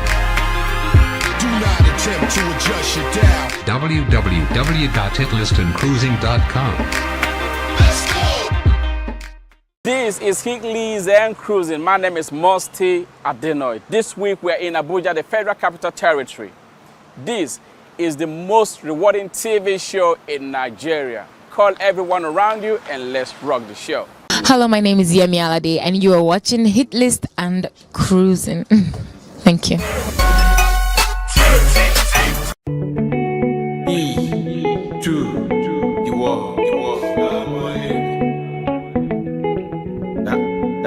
That kind of depend. NJ Breeze and some money on Saku. Remix. Different type who choose different pattern. Differentiate myself from those locals. And look about rest in peace to my back. I ain't want me makuani. Bye bye. I'm far away from things that stress me. I am me. Oh, you are me. Madone. Himoma. Himos. Himoma. Eke me divi any yes. He can help me. Madu Ramore. Madu Seke. Any eke me and my shade. Maquin Catinere Hamako. And you know, Polera Simi Munazo. Me do you any look a hair on you, someone knows who I think you kuni, Mako, who are cool, you make me go Zaku, oh, and you see Kemazaku. I am his anime Kemazaku, dimension, Amazuani Zanku. Amore, I'm a white candy patu, Meguna listen. Asu, the mini labatim, the look, yeah. NJ Breeze and some money on Zaku. You are now rocking with a nigga from Plateau. Make I tell you my story all the way to the part 2. Every other day we dey pray for the chapel. Holy Ghost fire me, I'm covered by grace. Amazing grace, a million handshakes. Doors open up, hellfire upon fakes. Angels come down, Red Sea evaporate. How many times I made mistakes? Enemies them fall flat like pancakes. I need a vacation and mansion in Camp Spade, cause I'm headed to the top like a voodoo landscape. I need a check, I need a visa. I need a rest, I need a breather. Any weapon from the against ISIS, back to the real sender, to them friends and leaders. Hello you, yes you, I mean you. You right there, I'm talking to you. When you talk on your own, is it me to my bed to Zonje? Where's those I you know the jack on the video, where's those I million handshakes, million connect. You come over, come on, number one grace boy in new battalion. King of boys in the Miss battalion. Viva me, when you kick one never, my do somewhere, my do second, any here, can be a machine. Makwini katenere hamaku Enyi nukule na semingu na su Benjamin na heku kemeva shusu Zaku Oh, eni hesi kemazaku Amizahimi kemazaku Dimension na mazuwanyi zanku Amore yami waike jipatu Mekuna leste Asu Emini laba laba timbeloke Yeah Wanu shati buru Washuki Zaku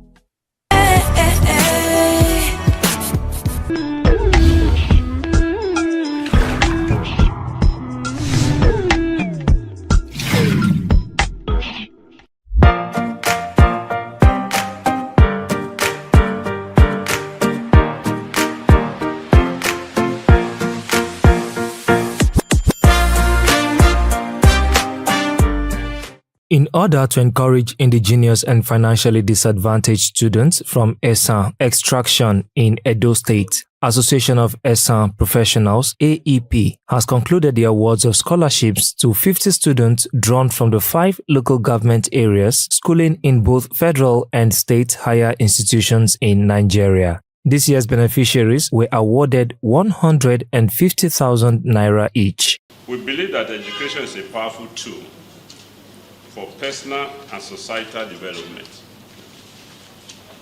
By supporting you, students, the ESA professionals are not only investing in your future, but we're also investing in the future of ESALand. Not just in the future of ESALand, also the future of Nigeria. Ma usendo black ni zero for Mario, Mandayo gave. Ibu kaman de ne sampai, imo wan de ne sampai, ne revi school, ma fere ma reservoir ko pa ye, particularly in the one problem, ye, osendo blaboru hon we sinde ne rembe. Okay, one problem they came on is, second na the house school, e ka gwani go na the house. The recipients and their parents were full of appreciations to the kind gesture of the AEP and promised to make Esan people proud by working harder in their studies. As a student going through final year and in middle level, money is actually hard very now in the country. And being an Esan student and now giving this award, I feel very happy because now I can use the money to purchase things, buy things for my practicals and also finish projects, final year projects. I really feel it, and this has encouraged me, like in the sense that I have a lot of books and now I feel encouraged that I will go through every one of them because I want to be like these people someday and help other people from my locality and even people across Nigeria someday. Like that's my goal. It has not really been easy in school, especially the financial aspect. It has been draining and mentally depressing too. So I'm just grateful to them and I pray that God continue to strengthen them in this path that they have taken, that we also motivated to grow up and be like them, to also help others in need. The association promised to continue in its good works of bringing development closer to the Esan communities. If God blesses you, you are supposed to be a channel of blessing to others, and that is why we decided to put this together, that every year we must help people, indigent students, people who need to start up business, they don't have startup capital. We do all that every year. to help uplift people in Esan land.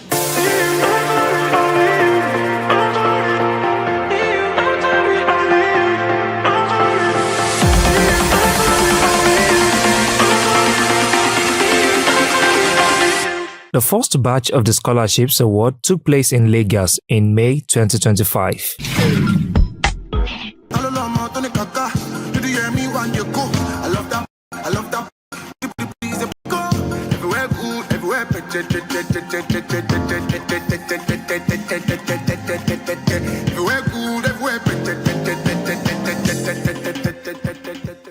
Sheyi Vibes shut down TBS with historic homecoming concerts. Nigerian street pop Sheyi Vibes delivered an electrifying performance at the iconic Tafawa Balewa Square, TBS, Lagos on August 23, 2025, in a headline concert that has been described as nothing short of historic. The show, tagged Sheyi Vibes Live, drew thousands of fans who turned up in massive numbers to celebrate the fast-rising star. From start to finish, the atmosphere was charged with excitement as the singer performed back-to-back hits, including his fan favorite, Pressure.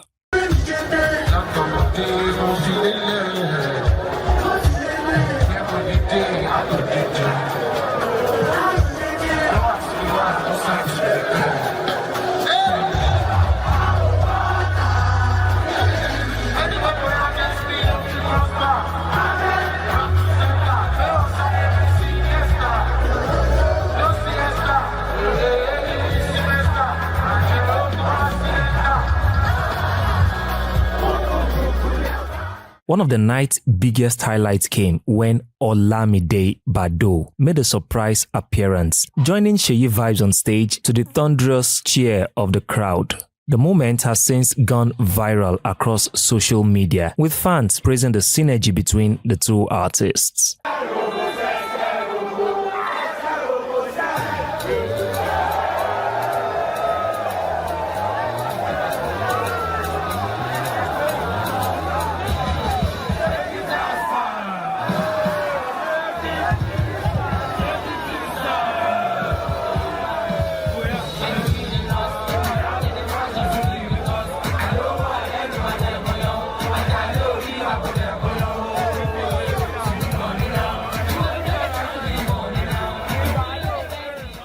The concert has been hailed as a landmark event for the artist, marking a triumphant homecoming and reinforcing his status as one of Nigeria's most influential new wave artists. Social media has since been flooded with clips and reactions, with many describing the show as a night to remember and another milestone in Afro street music's rise.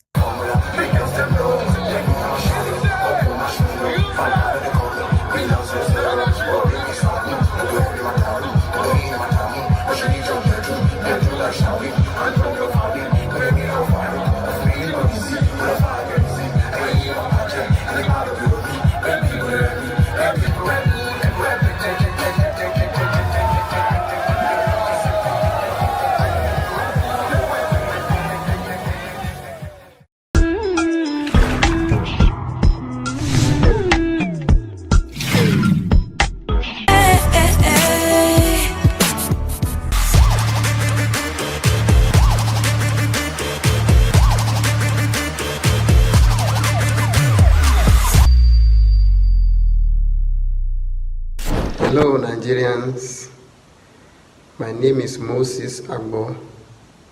I am this week winner on Hitlist and Cruising, and I am so excited and I can't wait to receive my goodies from Hitlist and Cruising.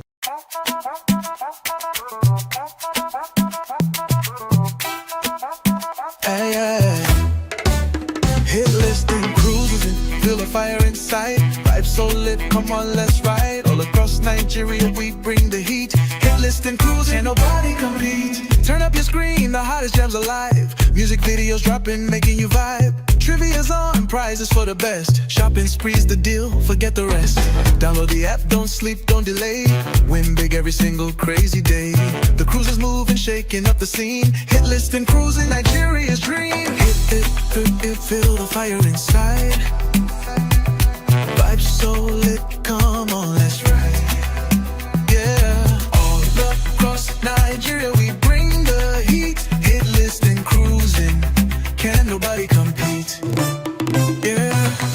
that track, let the rhythm explode. Hit list and cruising, we own the road. Watch, play, win, the spree's on deck. You're still on to your show, Hit List and Cruising. We are in Abuja right now because our winner for this week is right here. And in my hand is the list of all the items our winner has requested for. And we're just about to go into the mall and get all of these goodies and go deliver to our winner. So come with us as we do this together, getting the list, talking to our winner, and of course, going to our winner's house. My name is Delakwa, but everyone calls me DPD. Let's go. Feel the fire inside. Vibes so lit, come on, let's ride. Yeah, all across Nigeria we bring the heat. Hit list and cruising, can nobody compete. Yeah, spin that track, let the rhythm explode. Hit list and cruising, we own the road. Watch, play, win, the spree's on deck. Hit list and cruising, cashing that check. Hit list and cruising, the only show that celebrates Nigerians. Now you know, today we're in Lagos to cruise the winner. Hit list and cruising, the ultimate beginner.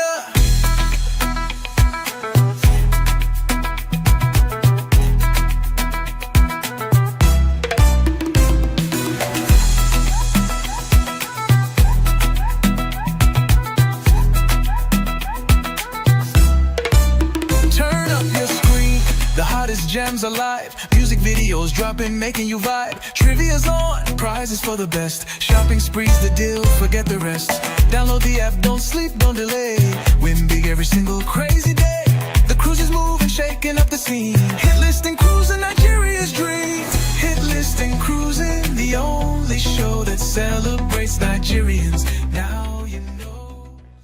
I seem so excited right from the day you called me and said I'm the winner for this week. I feel so excited and feel very, very happy. If you have a smartphone or if you have an Android phone or iPhone, all you have to do is to go to your Play Store, which is Android phone, and your Apple Store is iPhone, to download Hit List and Cruising app, sign up, and then play the game.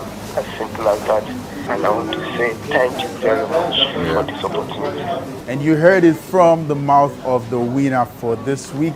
All you have to do to be part of this show is download the app on Google Play Store or your Apple iOS store. Register, log in, and answer the question that pops up in the app. If you are the winner, you will be carefully selected and contacted. And we'll get your list and we'll get all the items for you at the shopping mall. Bills on us, and we bring it to your doorstep. It is called Hit List and Cruising. That's the name of the app. And of course, that's the name of the show because we are designed to celebrate Nigerians. In a few minutes from now, you'll come along with us as we take all of these goodies to the house of our winner to deliver them. Stick around. Beginner.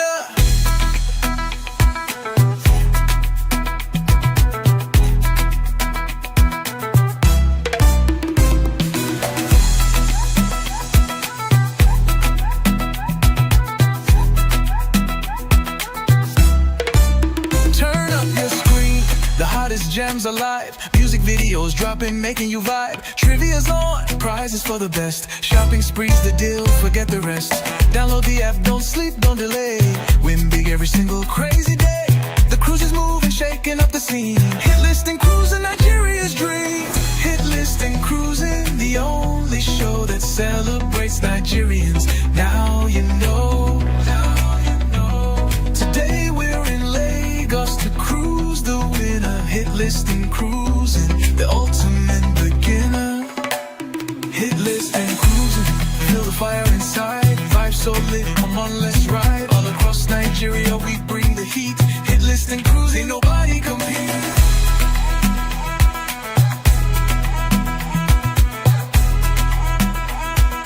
Hit list and cruising, Nigerian's dream.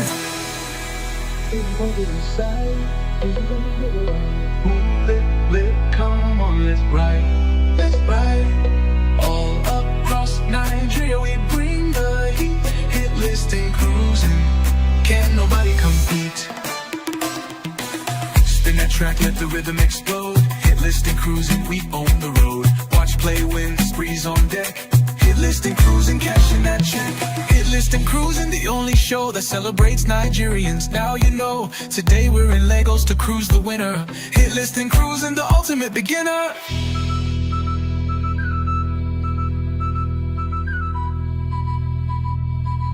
Hit list and cruising, the ultimate beginner.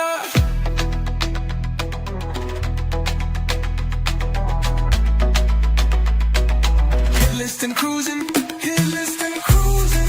The only show that celebrates Nigerians. Now you know. Today we're in Lagos to cruise the winner. Hit list and cruising, the ultimate beginner.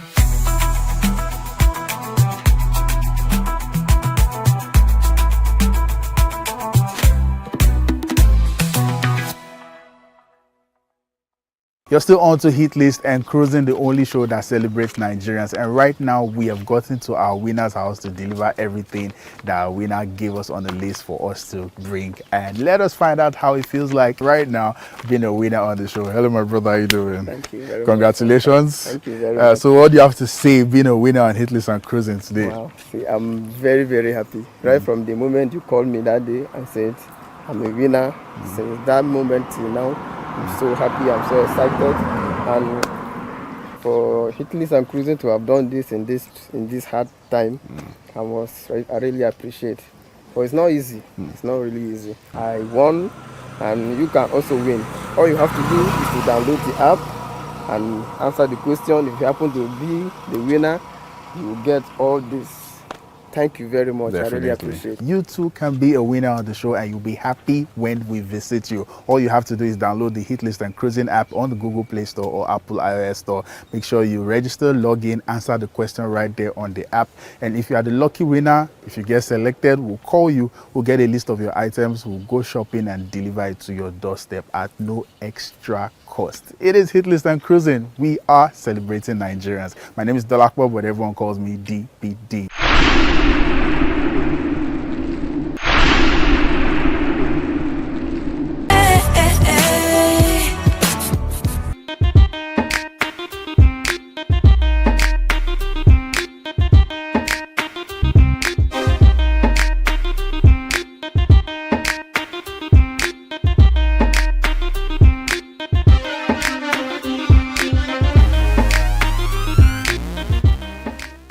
Download Hit List and Cruising app on Google Play Store or iOS Store. Register and log in. After you log in, a question will be displayed. Pick the right answer from the option and click Continue. You will receive a confirmatory email after you're done answering the question.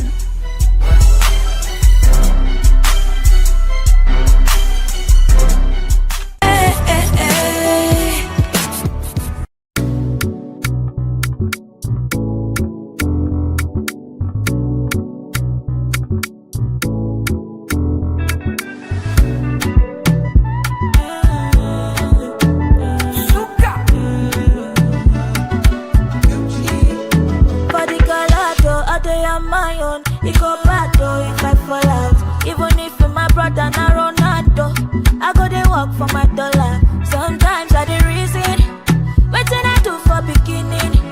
Carry my cross till infinity. He dey play the show, no be simile. Where I dey, no be mistake. Everything balance, we say no day, yeah no day, yeah no day. Everything balance. Where I dey, no be mistake. Everything balance, we say no day, yeah no day, yeah no day. Say this my lamba, go soon finish. Drama, cannot see me. Molata, moleko, agility. Nothing when you do fit risk my sanity. Oh nah, I beg carry go. Bad energy no fit people window. Oh nah, any money mo. Enjoy my cruise like a chocomilo. Where I dey, no be mistake. Everything balanced, we say no day, yeah no day, yeah no day. Everything balanced. Where I dey, no be mistake. Everything balanced. We say no day, yeah no day, yeah no day. Everything balanced.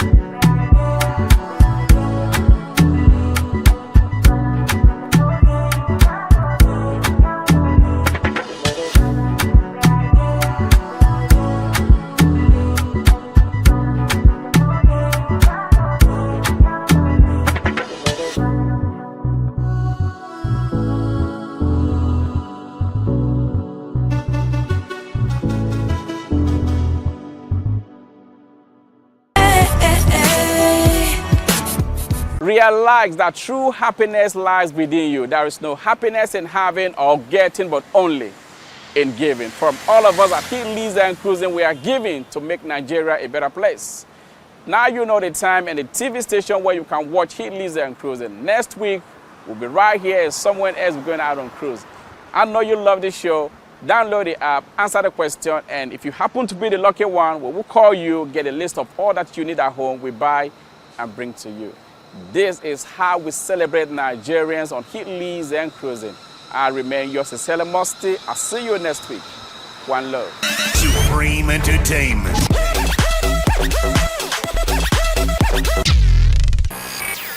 Hitlist and Cruising's hottest 5 videos. Don't touch that dial. Let's go. Let's go. Let's go. Baby.